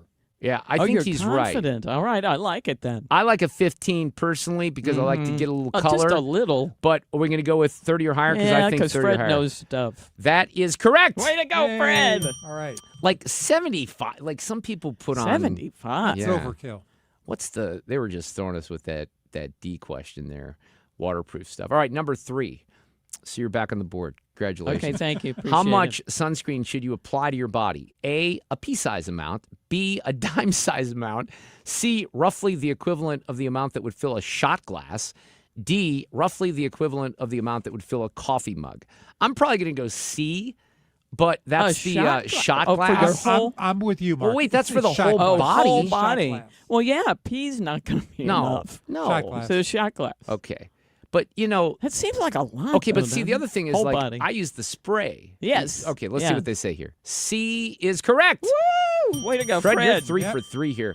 Experts recommend applying about 1 ounce of a broad-spectrum water-resistant sunscreen with SPF 30 or higher, or roughly the equivalent of the amount that you would fill a shot glass. So you can do, like, a little Jägermeister and put your sunscreen on. Wow. Sounds like a fun thing to do for those people who drink. I do not. Number 4, how often should you reapply sunscreen when outdoors, Fred?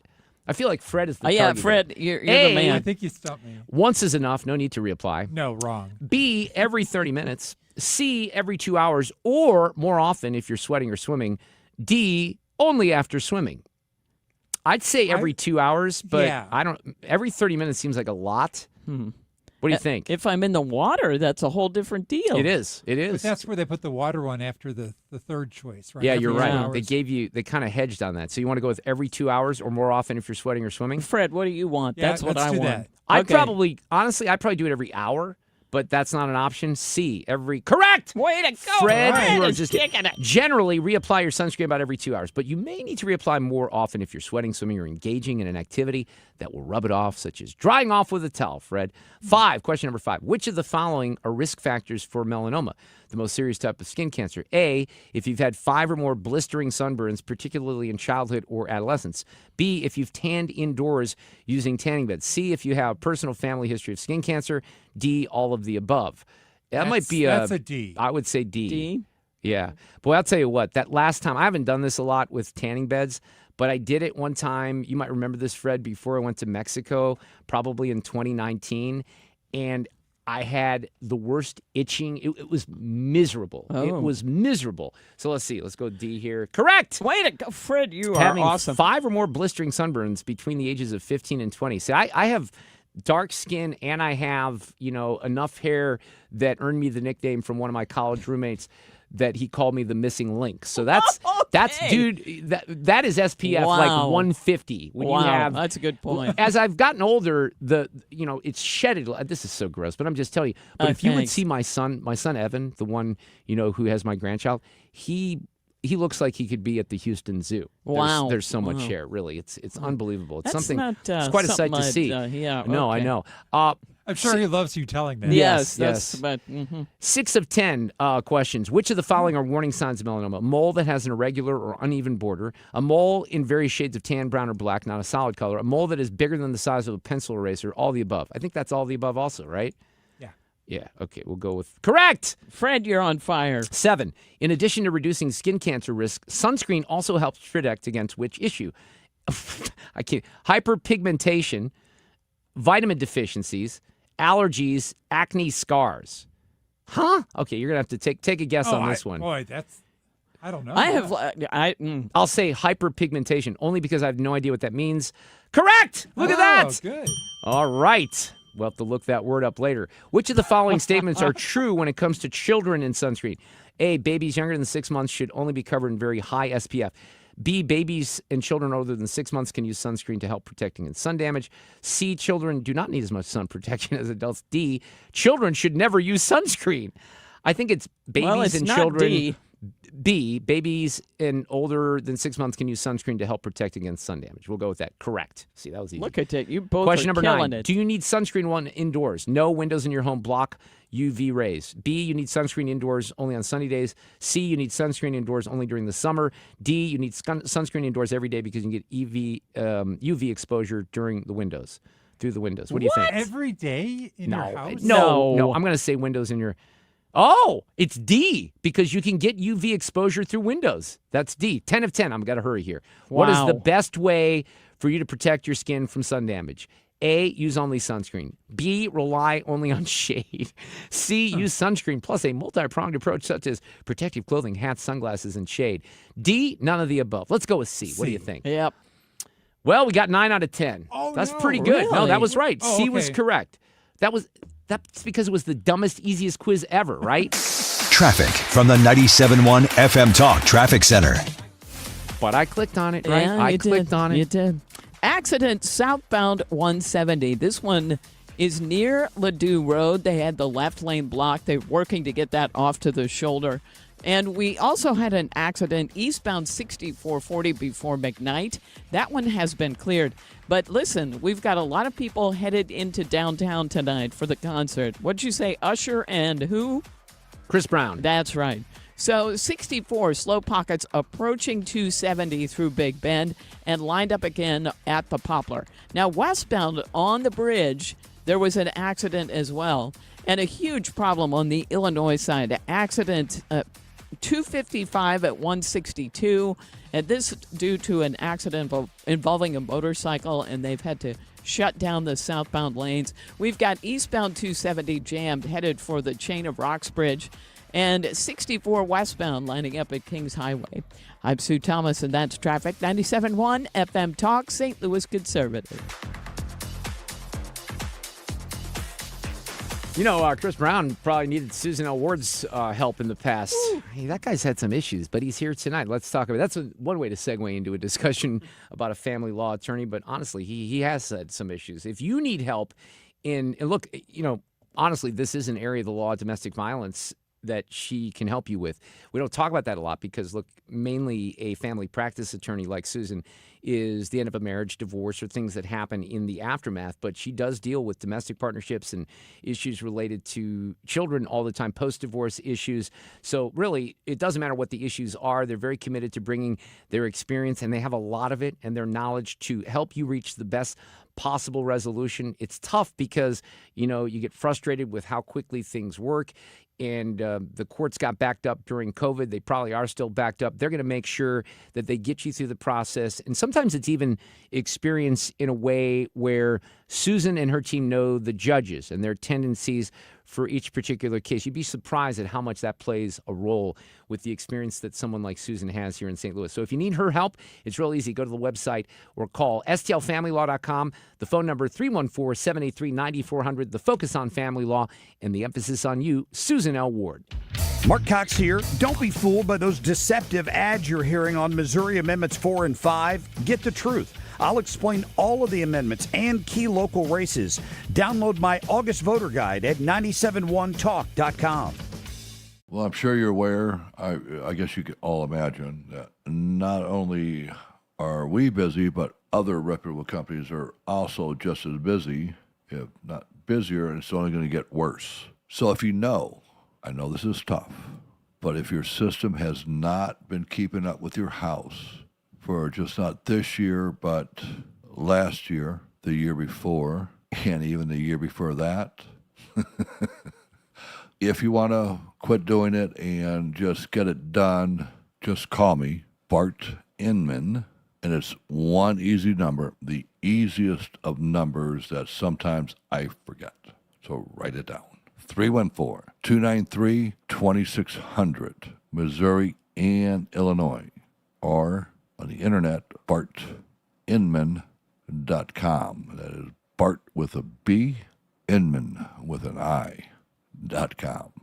God bless. When Donald Trump needs conservative votes to help pass his agenda for Missouri, Representative Trisha Burns never answers the call. Trisha Burns has missed 370 votes. Burns is bucking President Trump's priorities. Burns did not vote to stop DEI initiatives, prevent China from owning Missouri land, defund Planned Parenthood, and Burns did not vote to ban boys from girls' sports. Trisha Burns not showing up for Missouri and President Trump. Instead, Trisha Burns spends her time pulling pranks on the suicide prevention hotline. Yes, you heard that right. Trisha Burns lied to the police and staged a fake suicide emergency. She sent a series of messages to the hotline and said she, quote, had a gun to her head, end quote. When she got caught, she said there'd be no consequences because she's a politician. By August 4th, vote to show Trisha Burns that there are consequences to being bad at your job. Cut the Bullpack paid for and is responsible for the content of this advertising. Not authorized by any candidate or candidate committee. Want to make the most of your tax refund? File with TurboTax on Intuit Credit Karma. They help you get your biggest refund, and then we help you do more with it. With a personalized plan designed to help you hit your money goals. Start filing today in the Credit Karma app. Mark Reardon, Sue Thomas. This is the Mark Reardon Show. You know, one of the big media stories today, maybe we'll talk about this tomorrow with Curtis Sauk from Newsbusters, is they are letting a bunch of people go at ESPN and Disney. And some of this kind of leaked out yesterday. Ryan Clark, one of the big NFL voices at ESPN, somewhat controversial. He was let go. Jay Billis, who was a longtime college basketball guy. I mean, he's one of the biggest names in all of college basketball. Let go today. But, you know, there's some other things out there that, oh, wait. That might be no, that's not a parody account. Ethan's telling me, are you telling me that Jay Billis was not let go? Okay, that's why. Jay Billis was not let go. That was a parody account. See, that's the problem with this. So that looked like it was someone that was reporting that. I'm glad that Ethan, you know, I didn't retweet that, thank God. But that surprised me anyway because I'd not heard his name. But there are some names that are getting fired for real. I mean, there's coverage of this in the New York Times and elsewhere. Carl Ravitch, Fred, you probably know his name, right, yeah. Baseball guy. He's been let go. Tom Pelissero is another one. Here's the other thing that's going on out there is the big cuts, quite candidly, have been at Pixar. So these are people you wouldn't know the names of. People know the names of the ESPN folks. But think about this. Now, I would say it in these terms. Pixar has been, you know, really kind of flailing over there for Disney compared to what they used to do. However, how would you like to be a part of a team that just put a movie out in Toy Story 5 that is like at $1.1 billion Crazy. And you get fired? I mean, I know this is all business related. There's reasons no industry is safe. But think about that. We just a $1 billion movie. And they're laying people off. So that's kind of interesting in and of itself right there. But we may talk about some of that as the names emerge. And I have to be a little bit more careful on parody accounts because I've been caught a couple of times on that. So that certainly makes sense. I'm glad that Ethan flagged that. We have Steve Ehlmann, who is the incumbent St. Charles County executive running for re-election. He's coming in the studio right after Fox News at the top of the hour. Traffic from the 97.1 FM Talk Traffic Center. Westbound 64 lines up approaching Kings Highway out through McCausland. We've got eastbound a big concert in town tonight, and eastbound traffic is slow approaching 270 through Big Bend. Then it lines up near Jefferson, headed for the Poplar Street Bridge. Accident westbound on the bridge itself. We've got slow pockets on southbound 170. This is approaching Olive down through 64. If you're taking eastbound 70 into downtown, it's slowing a little bit. That's just east of Jennings Station Road. We've got eastbound 270 lined up, and that's headed for the Chain of Rocks Bridge. Big accident on the Illinois side, and unfortunately, this was an accident involving a motorcycle, and southbound 255 is closed at 162. This is in the middle of road work, so it really is a mess through there.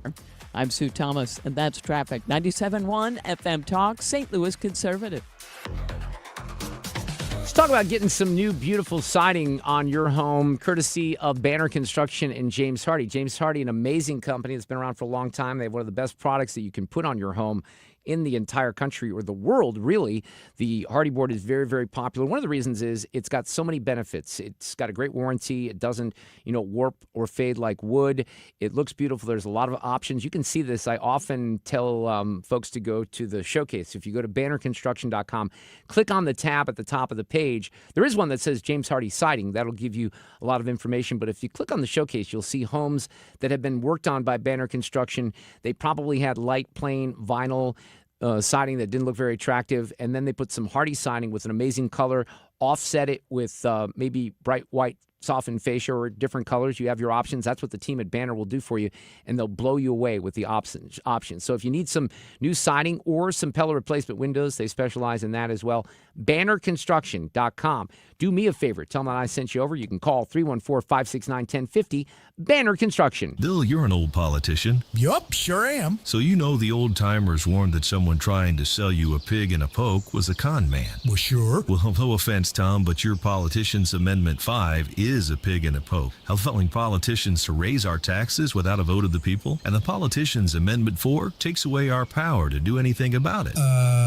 Well, let's look at what's really inside Forward 5. Oh, don't do that. 5 hits hardest seniors and those struggling financially with new taxes on services like doctor visits, in-home care, and rent. Sales taxes could more than triple. For up to 80% of Missourians, it's a tax hike. And Amendment 4 ends majority rule, allowing a minority of the most liberal statewide voters in one district to effectively end our power to stop corruption and out-of-control spending and taxing. Slick plan, huh? No, Tom. 4 and 5 are schemes that hurt citizens and transfer our power and our money to politicians and lobbyists. That's why I'm voting no on the politicians' Amendments 4 and 5, paid for by Missourians for fair governance. Hi, this is Steve Butts from the Crawford Butts Insurance Agency. In 2026, our agency celebrates a momentous occasion as we celebrate 65 years of service to our clients, a tribute to our founder and my dad, Norm Butts. Our staff is ready to assist you with all your insurance needs. So please call me, Steve Butts, at 314-752-2500 or at crawfordbutts.com. For auto, home, and commercial insurance needs, that's crawfordbutts.com.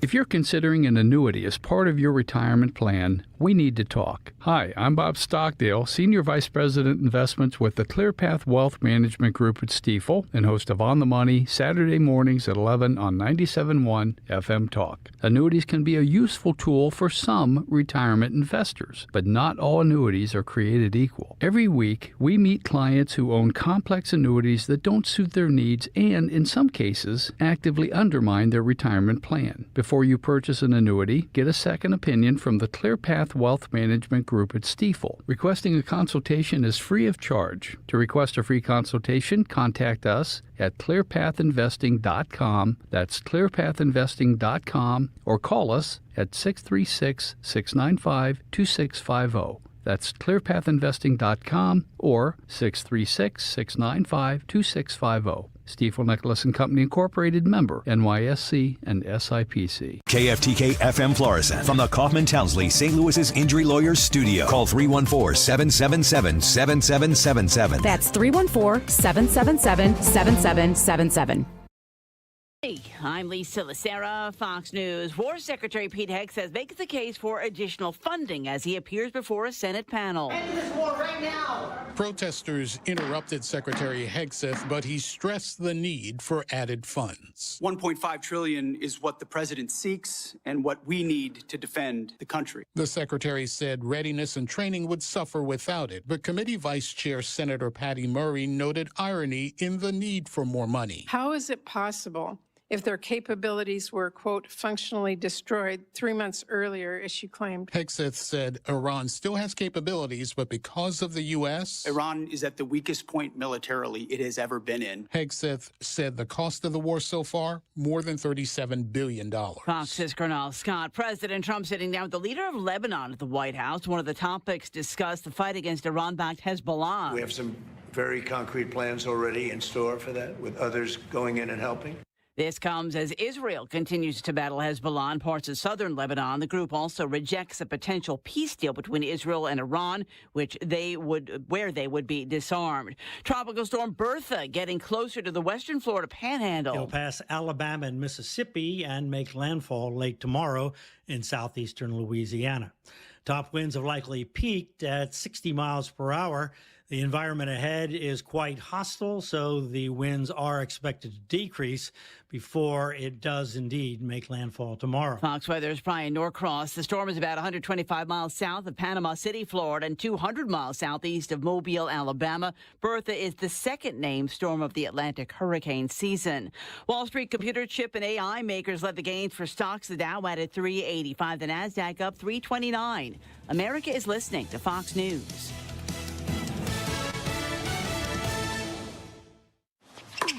Point. Hey, you okay? You don't normally miss those shots. I just haven't been as regular lately, and it's making me feel sluggish. You should try Metamucil. It's been a game changer for me. Metamucil's plant-based psyllium fiber helps trap and remove the waste that weighs you down. Ace, you're moving better than you were last week. Definitely. Metamucil keeps you moving. These statements have not been evaluated by the Food and Drug Administration. This product is not intended to diagnose, treat, cure, or prevent any disease. Learn more at metamucil.com. Lots of places can expose you to identity theft. Oh, no.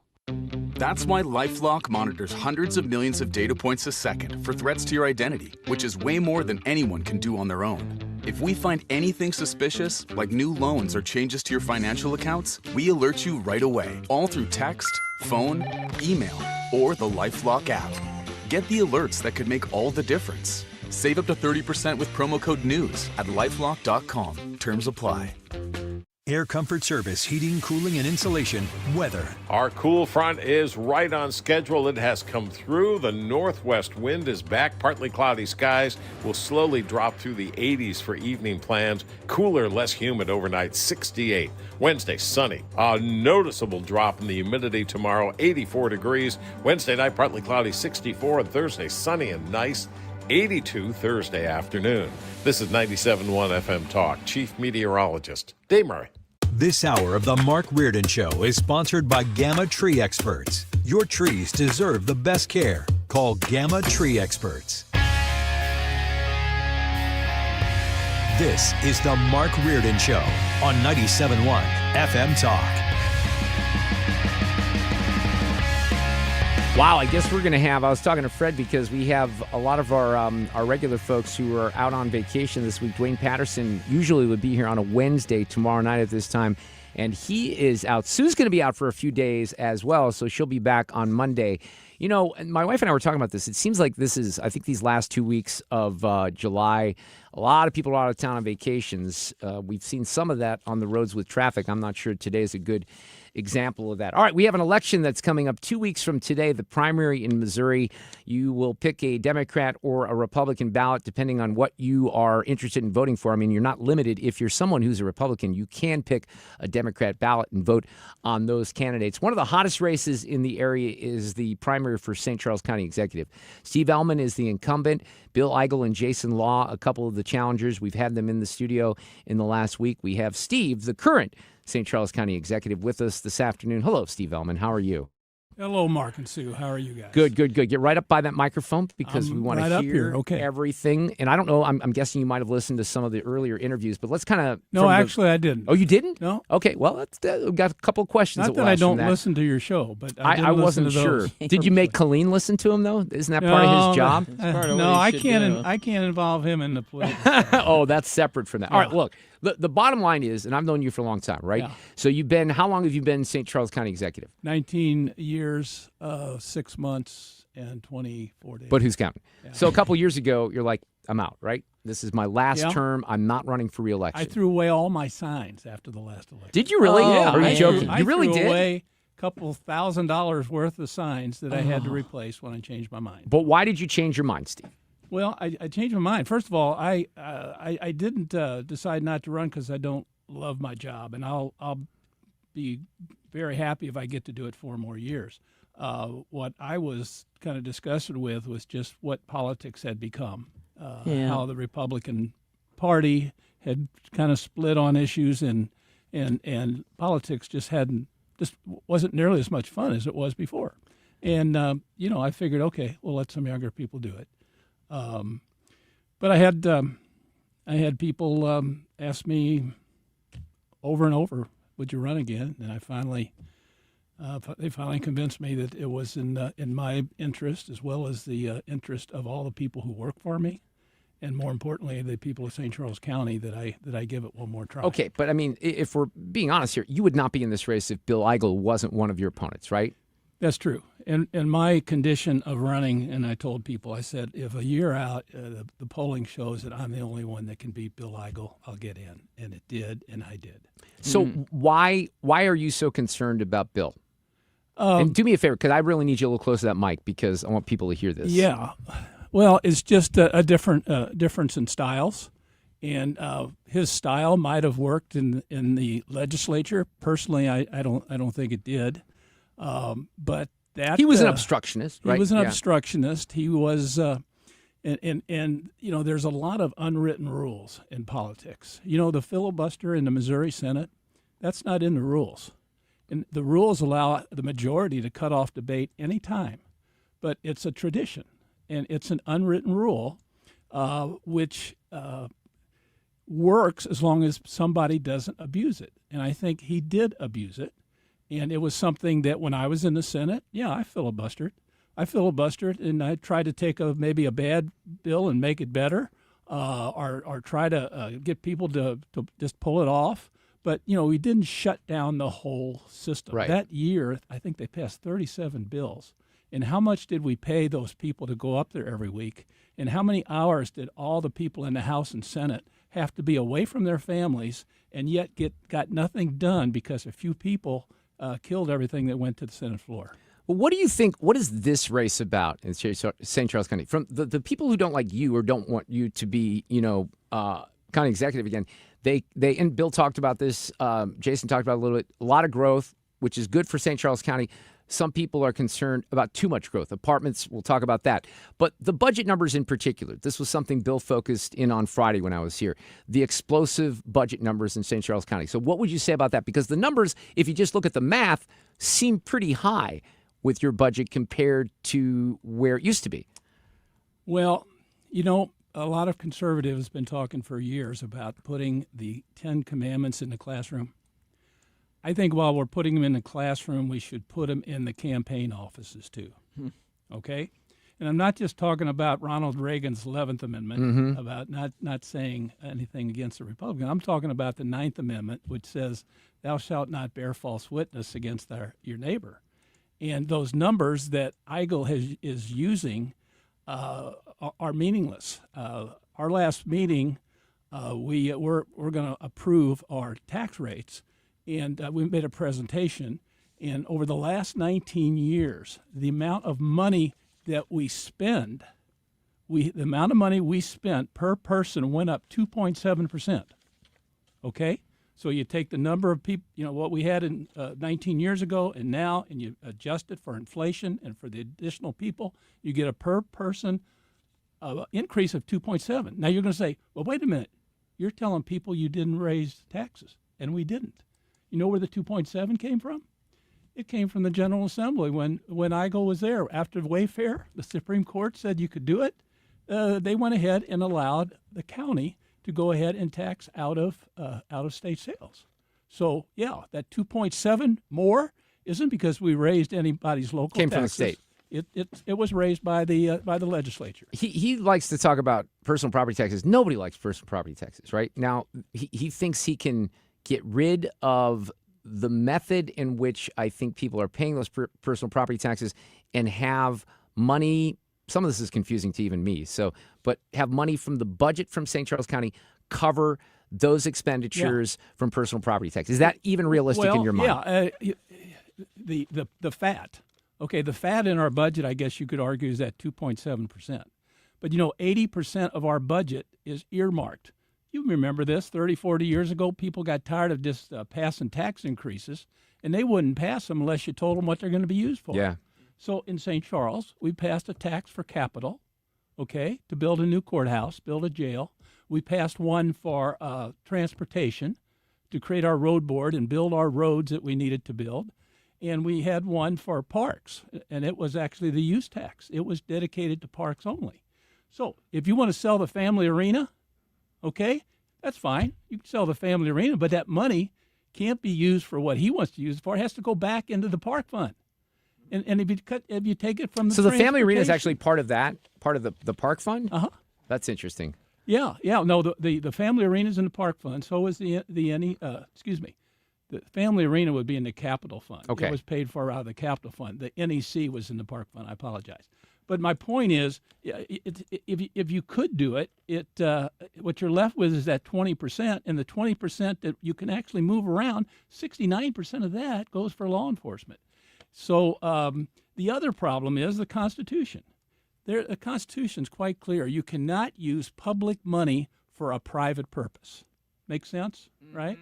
In the private purpose, he wants to take public money from the county budget and use it to pay yours and right. Well, yeah, not, and he not, even you don't said live in St. Charles County, but right. the people in St. He wants to pay their property tax, their property tax, which is a private obligation that they have. Yes, I mean, he told me if that he could get it done. Right. Of course, the courts would come in and say it's unconstitutional, and he say, "Oh well, I tried." Yeah, he says that it's Some not. stupid judge. I certainly think that it might be considered unconstitutional, from that perspective. Yeah. All right, so do you think on the St. Charles County Arena, is that an asset for St. Charles County right now? I haven't been there in a while, by the way. There's been some renovations, right? We spent $13 million the last year. It's almost 30 years old, and so we spent $30 million, put a new roof on it, got new seats and all those sorts of things. Yeah, it's operating expense. We break even. Okay. Pretty much break even. So it's not like some years we lose a little, other years we make some, but it's not a drain on the budget, and now it's paid for. So and we've talked several times with the council, and different people have talked about buying it, and there's never been people have never been turned down if they want to make an offer. Steve Ehlmann is here. He's the St. Charles County executive. All right, one of the things I hear from people out there, not only from Bill, but from folks who live in St. Charles County who love it out there, and they love some of the remaining rural aspects, if you will. They think that the growth is too unregulated, it's coming too quick, and then apartments come up quite a bit. I've talked to you about this before, and I think what you've told me is, well, look, those apartment decisions are coming from the different municipalities, whether it's Cottleville or whoever else is in St. Charles County, right? Yeah. Bill tells me that, and others say, well, look, Steve could still make his feelings known on restricting some of that growth if it's getting out of hand with moratoriums, et cetera. So how do you respond to that? Well, I've got a agenda here for our staff meeting from the other day, and what other cities are doing is not on the agenda. Okay, I understand your point. Right. I mean, there's 2,000 apartments were built, and 180 of them actually were from one project that the county council did approve and I signed. Okay, so the cities are doing it, and in fact, state statutes allow the city to file a remonstrance against us if we are doing something right next to them that they don't like. But if the cities are doing something right next to unincorporated You don't have that right? areas, we don't have the same right. We've asked our legislators to do something about that. They never have. So the problem with that, and Bill did suggest that somehow he would use transportation dollars to somehow pressure the cities into doing what he wanted them to do. In this case, it's build less apartments. The most important thing about this job is getting funding for the transportation projects we need, okay, so that people can get home from work at night and be with their families as quickly as possible. And what he wants to do is to use that for leverage. Now, 40 years ago, we had the cities were all fighting each other because they couldn't agree on how to do some kind of transportation tax, and they were fighting with the county. Everybody was afraid the other guy is going to get a little bit more, right? Well, the good thing is they finally got together, and they got a system to guarantee everybody kind of get their fair share. We got a road board. It's an independent body, and there are representatives from the cities, there are representatives from the county, and these folks come in. The professionals in the various transportation departments for the city and county do proposals. They get all the facts, all the engineering done. They have the public come in and testify on what they like and what they don't like, and then they send it to me. Okay? They have sent me 19 of them. I could have changed them if I wanted to leverage the city. I could have done that. We were fighting with the city of St. Peter's like crazy over levies a few years ago, and it never even occurred to anybody in my staff or anywhere that we would somehow leverage because for 19 years in a row, what they sent me, I sent to the council, and guess what? The council approved it because we've got a system. It's an unwritten rule. We could have changed it. We could have started over, but it's kind of an unwritten rule that everybody works through this body, through this road board. And the last time that we went to the voters to get that transportation sales tax approved, we had to go back every 10 years. Last time we went, we got 78% in a conservative county like St. Charles. Now, if we start playing that's politics, a big number. we start playing politics with road board money, and I tell you what, we'll be lucky to get 50 plus 1. So you're welcome to toss a couple of questions that I can ask of your opponents, but I asked them when they were here. You had the advantage, or maybe disadvantage. I don't know, Steve. You tell me. So I had Jason say, "What would you ask Steve Ehlmann?" These are probably nothing new, but I want you to slide those headphones on. Can you do that for me, just so you can hear what they have to say? These are not long questions, but I had Jason in about a week ago, and then Bill on Friday. Here's what Jason Law said. Steve, why couldn't you have been involved in more leadership decisions that help with candidates get put in place in municipalities that stop the growth of apartments? Okay. If I can do that during my campaign and not even an elected official, how can you say I can't do anything about it? So that's one of the things that they say. Look, Steve, you're not personally responsible, but couldn't you have done more when it comes to the people that are supporting that type of growth and taking more of a leadership position? Your response to that? People that are supporting growth? Mm-hmm. Well, apartments in particular, in growth that might be deemed not the type of growth that they want in St. Charles County. I don't know. Well, it's called staying in your own lane. Okay? I mean, we have a system of government. We got federal, state, then we have county, then we have cities. And I have not become involved in politics in the cities because I have to deal with whoever gets elected. All right? I generally don't think the cities have gotten involved in the county politics that much. Maybe for the same reason. But see, it's not like the legislature. It's not like just getting a majority of people to do something. For us to work together, and we worked with the cities to get extra funding for 364, and we're doing it again on Highway N. Instead of all cities doing their own little small projects, I got every mayor to agree we'll go all together and we'll ask for one because, again, there's an unwritten rule down at East-West Gateway. Every county gets at least one. So we went together. Oh, really? Yes. That's interesting, unwritten too. rule. So we get together. We went and asked for one, and we asked for a whole lot more than money than we would have gotten if we'd gone individually.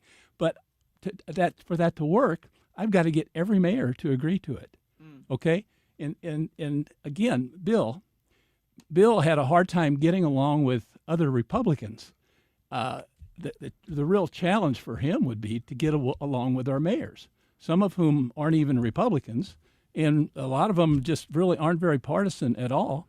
But if you work with them, there's things we can do, and I just think I've shown I've been able to do that, and I hope the voters will give me a chance to do it for 4 Okay, one more years. question. This one from Bill. Put the headphones on real quick. Okay. These are quick, and I'm guessing you're not going to be surprised, but here you go. What idea does Steve Ehlmann have to reduce the overall personal and property tax burdens in St. Charles County? Not just the county portion, which he's going to try to escape on, but the overall, in total, property tax burden for the people in St. Charles.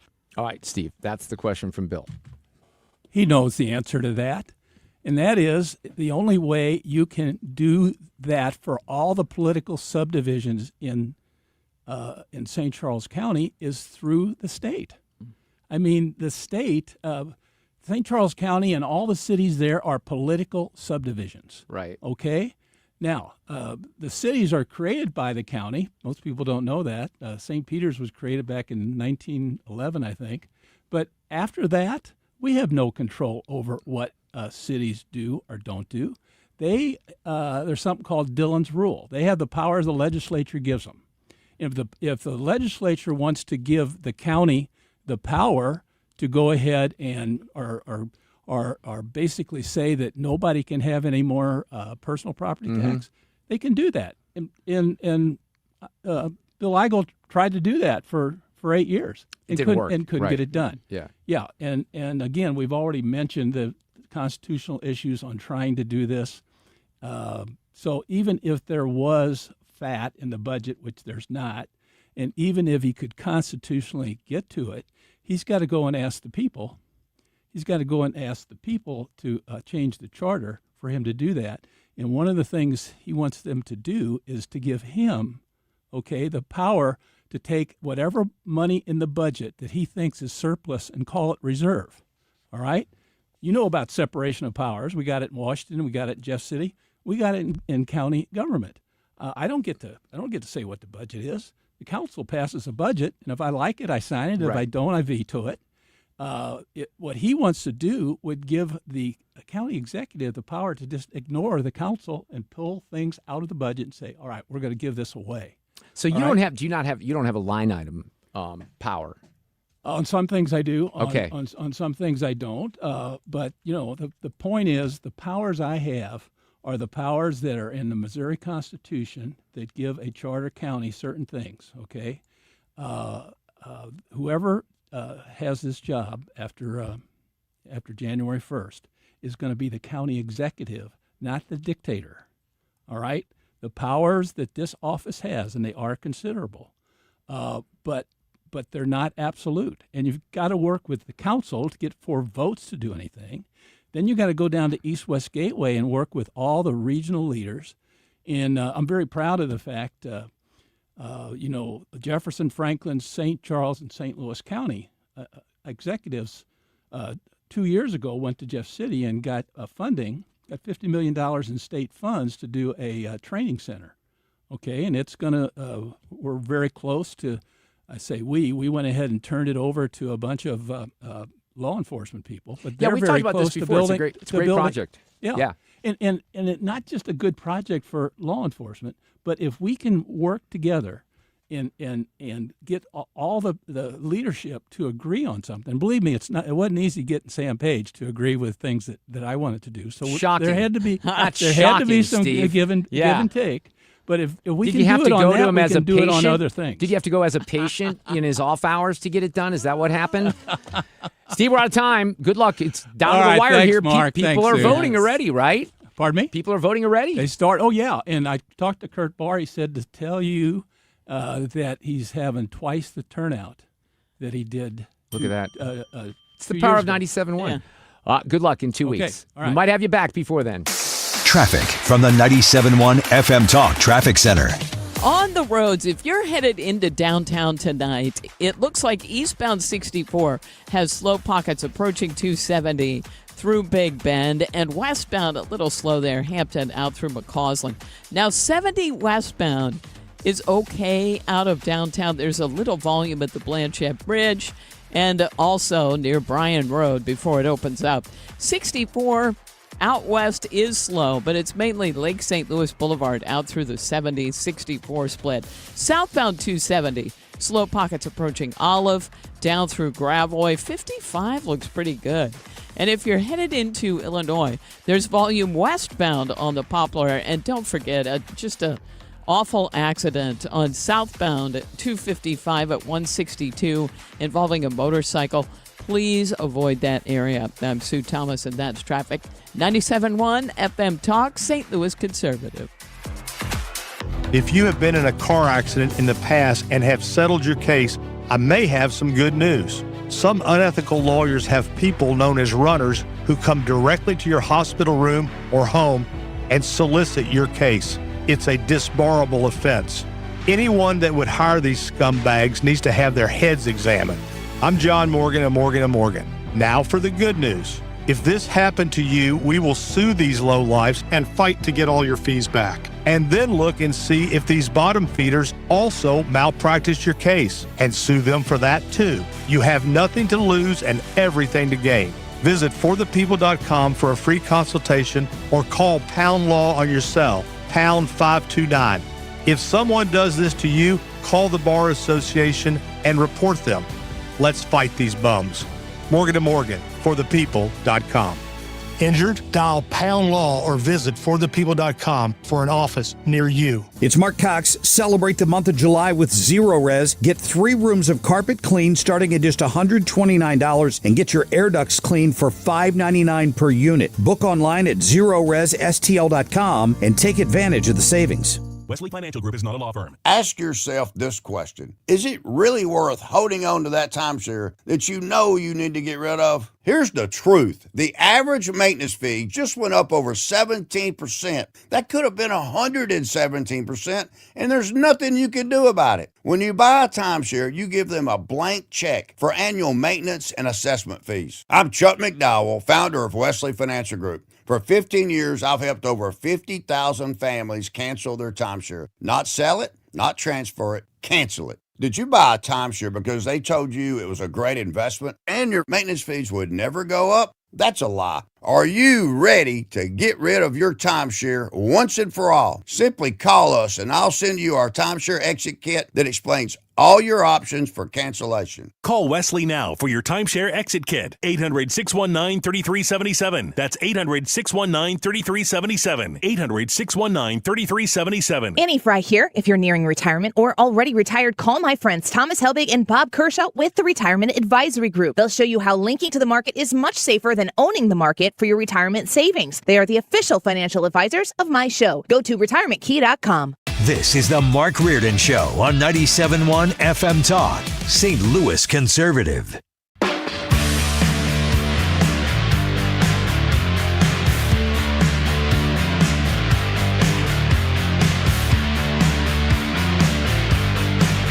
We have Tech Talk Tuesday with George Rosenthal coming up here in just a couple of minutes. After that, audio cut of the day. And, you know, there's still some questions for Republicans and certainly for President Trump on the issue of Iran right now. He was asked about some of this. He did a little, Q&A with reporters earlier today, and of course, Iran came up again. There are no signs that Iran is ready to stop fighting. So what is the plan? You don't know what the dialogue is behind the scenes, that they want to meet desperately to try and end it because they're getting decimated. I will tell you, they want to desperately meet, and until they're ready to meet in a meaningful way, we have no interest in even... I still, we've been talking about this for a while now. I don't know who he thinks or if they're talking to the right people. Now, Senator Schmidt was on Fox earlier today as well.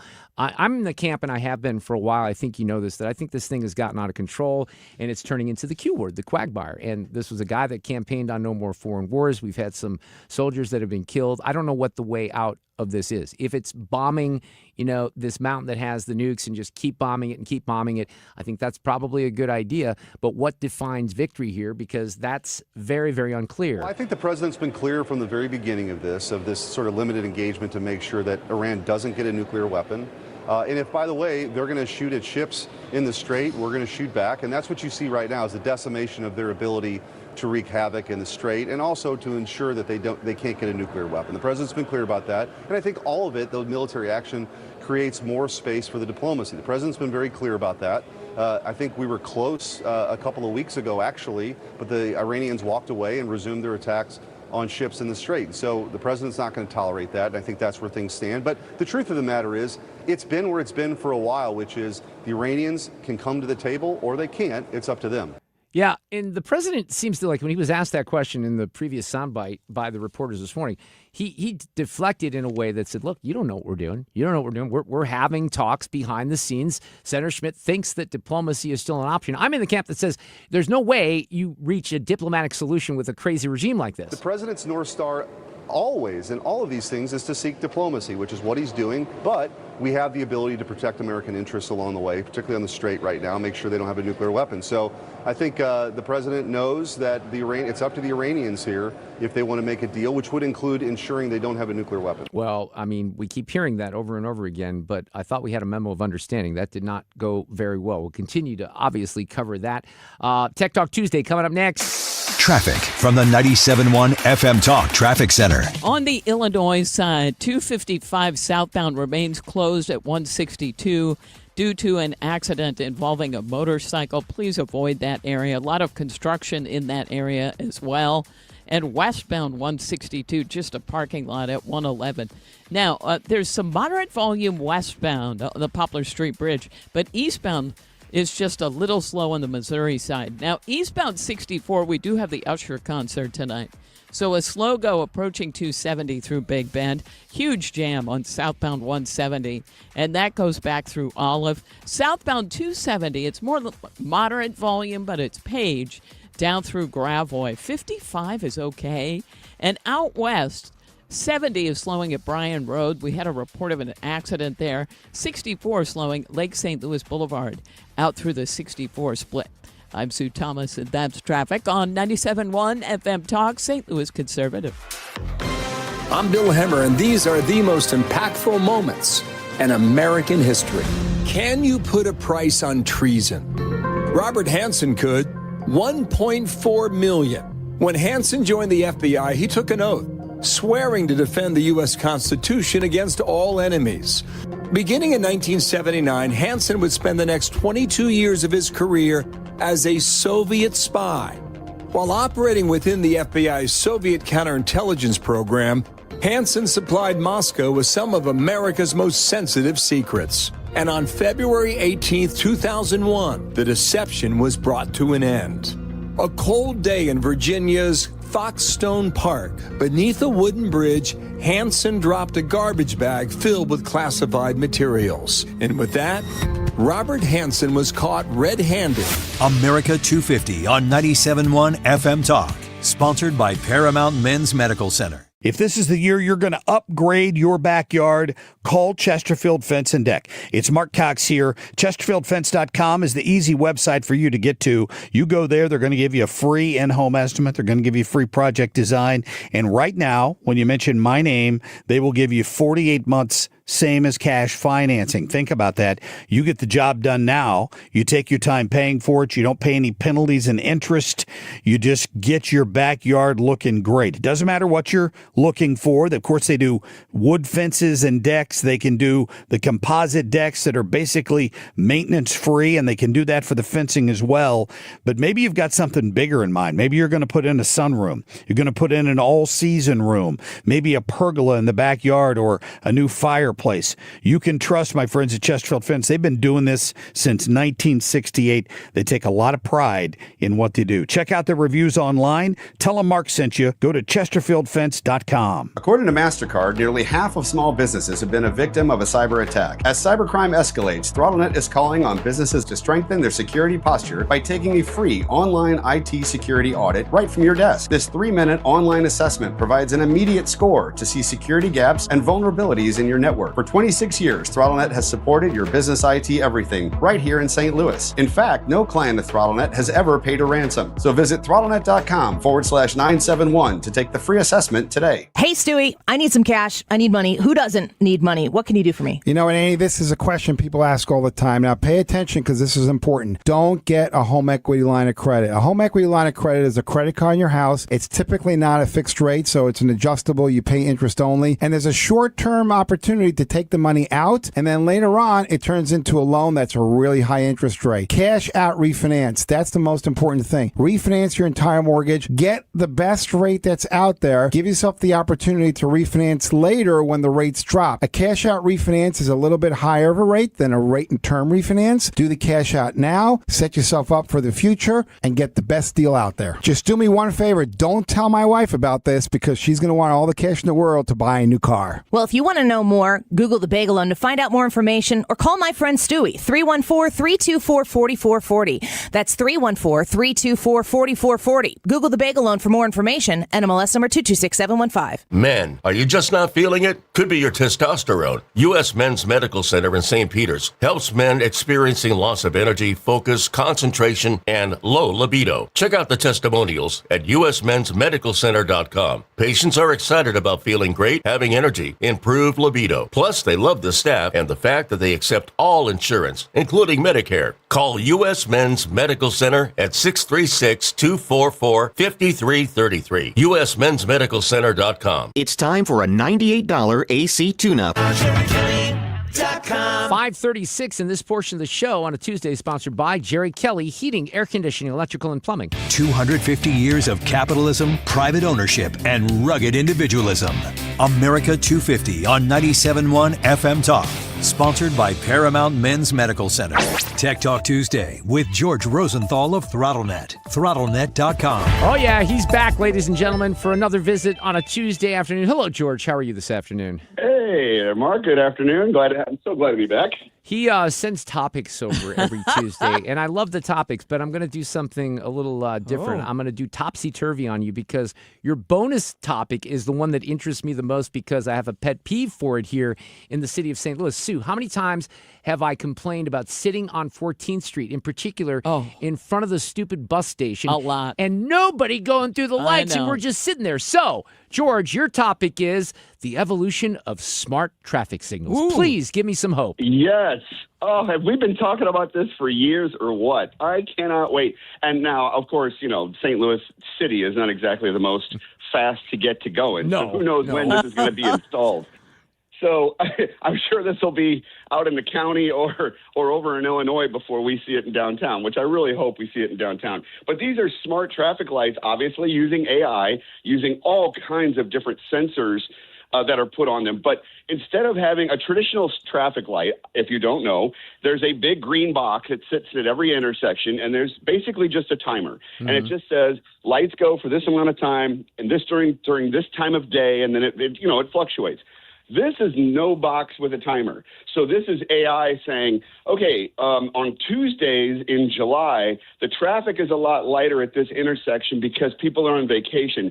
So let's have a longer green on this road versus the other road. And then it automatically adjusts and says, well, okay, so I was wrong. This day is actually pretty busy. Let's automatically adjust and analyze the vehicle flow, analyzes the pedestrian flow. It's looking at weather conditions and analyzing if it's raining, if it's dry, if the sun is setting and the sun is in people's eyes on a westbound lane. And that matters.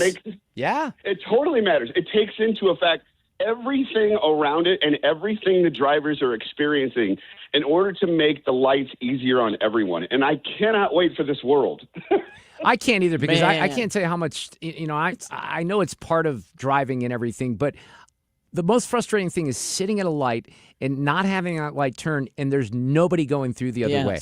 There's just nobody at all. And that happens downtown and then you got to a lot. ask your conscience, are you going to sneak through or are you not going to sneak through? And guess where my conscience has been? Oh, boy. You're sneaking. I'm sneaking Yes. right in front of the bus station. I'm so tired of it. It's one thing that should not be that hard to fix because if buses are pulling out, the lights should be longer. If buses aren't there, and they 90% rarely of are. the time, Yes. that light is ridiculous. And it's set for that same timer. It's just dumb.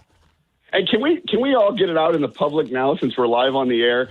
Those little strips of lines that are next to the white line, those are for a purpose, everyone. Please pull your vehicle over them so that the sensor can sense you are there.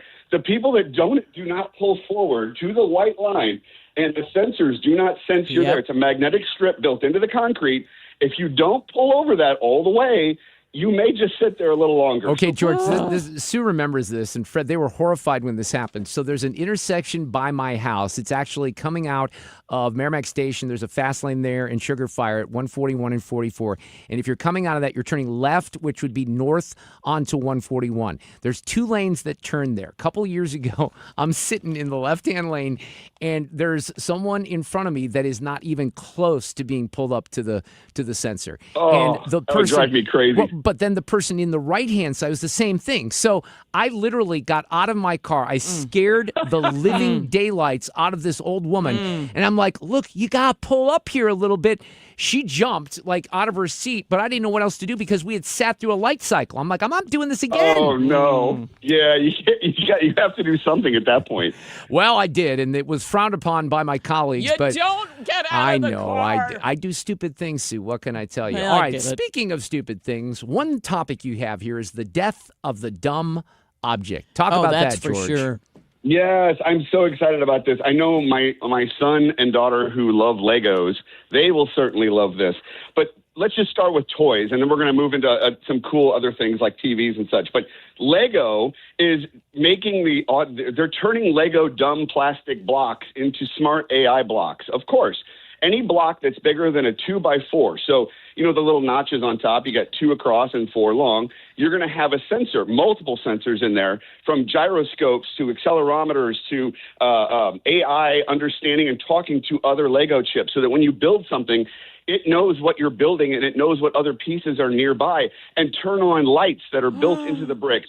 They can synthesize their own sounds. So little characters, Lego characters, can have a gun sound on a cowboy, but then if you take the hat off and you take the outfit off, the outfit then changes the character to be whatever sounds and voices that you've made it into. So it's completely interactive. You're basically turning Lego into an interactive playset without having to do anything, because you're just charging up a few bricks that then talk to each other, and it makes the Lego piece completely come to life. That is going to be fascinating. I cannot wait for that as well. Appliances, though. This is stuff we talked about when I was in Vegas at CES, and LG is releasing it. I cannot wait. So exciting.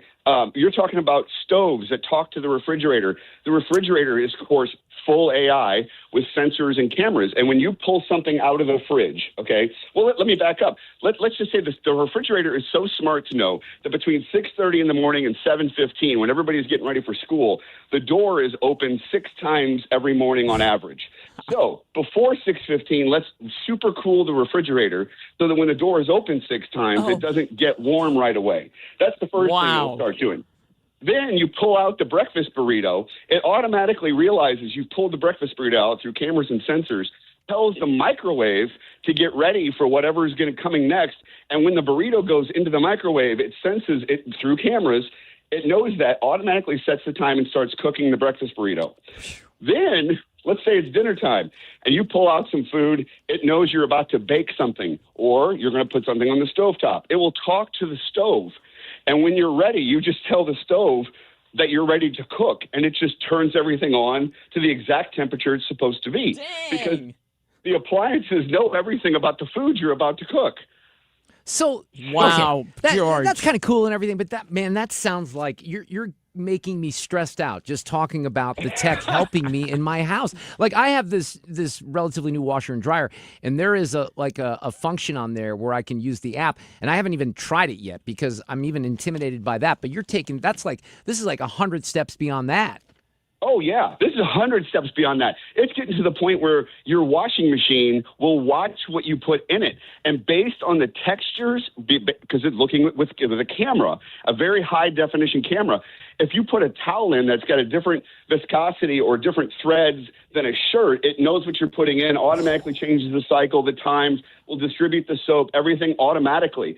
The whole point of this is getting to a way that you have less stress based on the amount of buttons you're pushing, the amount of times you're supposed to remember, the amount of energy that you're using in your refrigerator, so that everything is prepared and working for you and not just being a dumb item.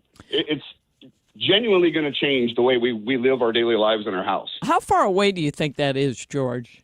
Oh, this has been released now. LG is coming out with this in September. So of course it is. The smart dishwasher, yes, all of these appliances are coming out this year. They talked about it at CES in Vegas, and I didn't think it was going to be this fast, but the really wild one that I cannot wait for myself personally is the LG wallpaper television. I saw that. What is that? So right now you have the kind that look like picture frames, right? Yeah, or artwork, right? Yeah, artwork. So this is beyond that? Yes, this is beyond that. So imagine, we've been so used to a TV being a box. Of course, in the 70s, previous to that, of course, giant cabinet, big giant glass tube. Now you've got this big obtrusive looking thing hanging on your wall. It can be up to 100+ inches on your wall of giganticness. This is going away in the way that the resolution is even better than a regular TV, but it's wallpaper, which means that it's only 9 millimeters thick. So it's the depth of a pencil. And they figured out a way to get rid of all the cables and do everything through wireless 4K lossless transfer. So a box that sits in your house up to 30 feet away. Now imagine you tell the manufacturer, I've got a wall that is 25 feet by 10 feet tall, and you get the wallpaper TV, and it takes up your whole wall. But there's no cables. It blends into the drywall, and the thing that's controlling it can be up to 30 feet away, and it's streaming. And when I mean lossless, I mean perfect definition 4K video being broadcast across the living room instead of a cable.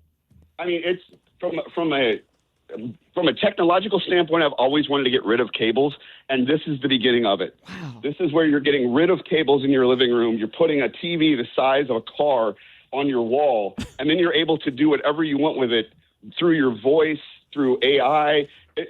I just cannot wait for the new TV. It's going to be really cool. Like when we're talking about like a time for that to evolve, that's going to take a little while. For people, don't you think? LG just rolled out their W6. If you look it up, it's a W6 OLED wallpaper TV. How much? And it's out. How much? Well, okay. So just like everything else, when the first remember the first plasma TV came out, they were $10,000. Yeah. These are about $40,000. Yeah. I guess my point, you know what's interesting about TVs, because there was a period when we finally got rid of the tube TVs that were super heavy. And I remember I still had one of those when I was living in the city. Yeah. So this was probably around 2008 or so when I first got my first flat screen. But then there was this period where, you were buying bigger and better. Okay, 55-inch to 65-inch. And then 10 years ago, I have an 85-inch television in my basement. It still looks great. The one upstairs. So most of us have not had to replace TVs because they still look fantastic with HD, even if they're like 10 years old. Now, this may put something new into the equation where people start to rebuy TVs, but most people, I think, have been pretty settled on their TVs for a while. Yeah, I think this will take some time. This will be what I would consider to be a generational electronics change. Exactly. To where my children who are 12 and 14, they're going to grow up, and by the time they're adults paying bills, they may have a wallpaper TV on a house that's already there. Have no doubt. Or by that time, the prices are going to be down to what you would buy an 85-inch TV now. So eventually that's going to come down. It's like the old plasma TVs, and everybody was like, I'm not paying $10,000 for a TV, and 5 years later it was $1,000. Right. So that is going to change as well. But the other thing that I'm really excited about in the TV world is the 3D TV without glasses. So how does that work? Whoa. So there is a bezel built into the screen, and there is a sensor that is tracking everyone's pupils in the room. What? I'm not kidding. It's eyeballing you from across the room and looking at your pupils. And as your pupils move, even if there's multiple people in the room, it will change the bezels of how the pixels are displayed to make it appear as if it's three-dimensional, but it's not. Okay, listen to me. We're out of time, and this is fascinating. So will you put that yes. one on the topics for next Tuesday? Because I want to explore that more. But we got to wrap right now. ThrottleNet.com. Awesome as usual. Thank you, George. Thank you. All right, take care. Traffic from the 97.1 FM Talk Traffic Center. My pupils. That's crazy. Mind-blowing. Yeah.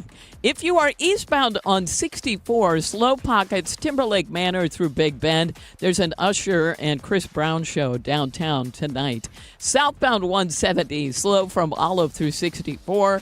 70 eastbound is slowing, and that's headed for Bryan Road. We had an accident east of there. On the Illinois side, some volume westbound on the Poplar. And we still have this big problem of southbound 255 being closed at 162, all due to a motorcycle accident. This report brought to you by Lakeside Renovation and Design. For over 25 years, they've been St. Louis's trusted choice for transforming homes inside and out. They do everything from windows to bathrooms with quality craftsmanship and lifetime warranties. Go to lakesiderd.com. I'm Sue Thomas with traffic. 97.1 FM Talk, St. Louis Conservative.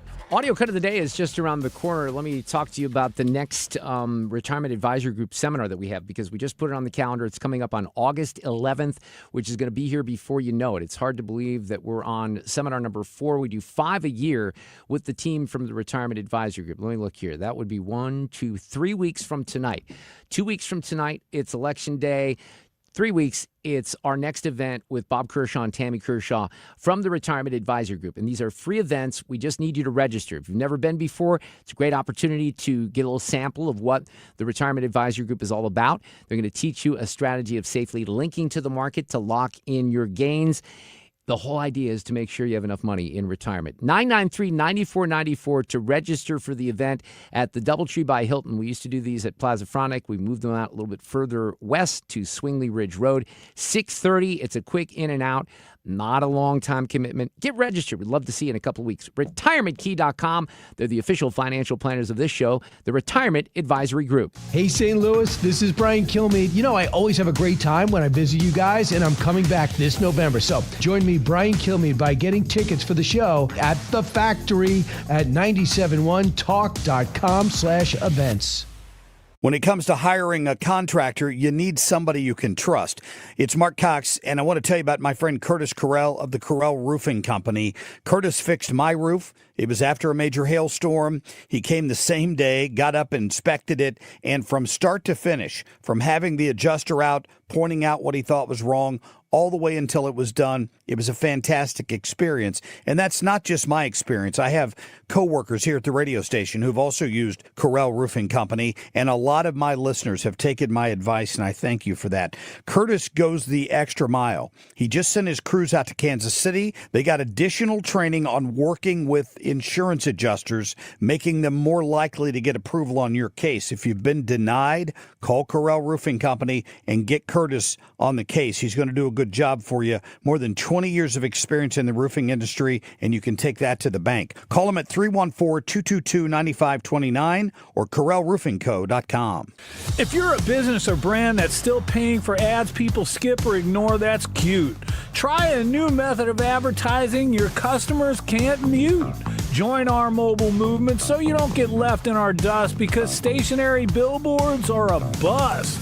Big, bold, loud, and in-your-face advertising that doesn't wait for traffic. We drive through it, bringing your business or brand right to your customers' eyes. You can't delete it. You can't trash it or swipe right. Hell, you can't even ignore it. The answer? The moving billboards, baby. We circulate around any high-traffic venue, capturing people's attention when they're making decisions. Inside stadiums, big brands compete for attention, but outside the stadium, we own the street media. Because in a world that's went mobile, your advertising should too. Try moving billboards. They really work. PinkTiger.ai. Nothing makes a gathering great like Eggland's Best Eggs. They're just so delicious with better nutrition, too. For us, it's eggs any style, as long as they're the best. Eggland's Best. Better taste, better nutrition, better eggs. You're listening to The Mark Reardon Show, 97.1 FM Talk, St. Louis Conservative. Playback ready. Now, the audio cut of the day. Yeah, well, there was a very interesting hearing. It was the Subcommittee on Delivering Government Efficiency. Tim Burchett from Tennessee is the chairman, and they were grilling the head of the Smithsonian today. And there were very interesting questions, because we've featured this story the last couple of weeks, really.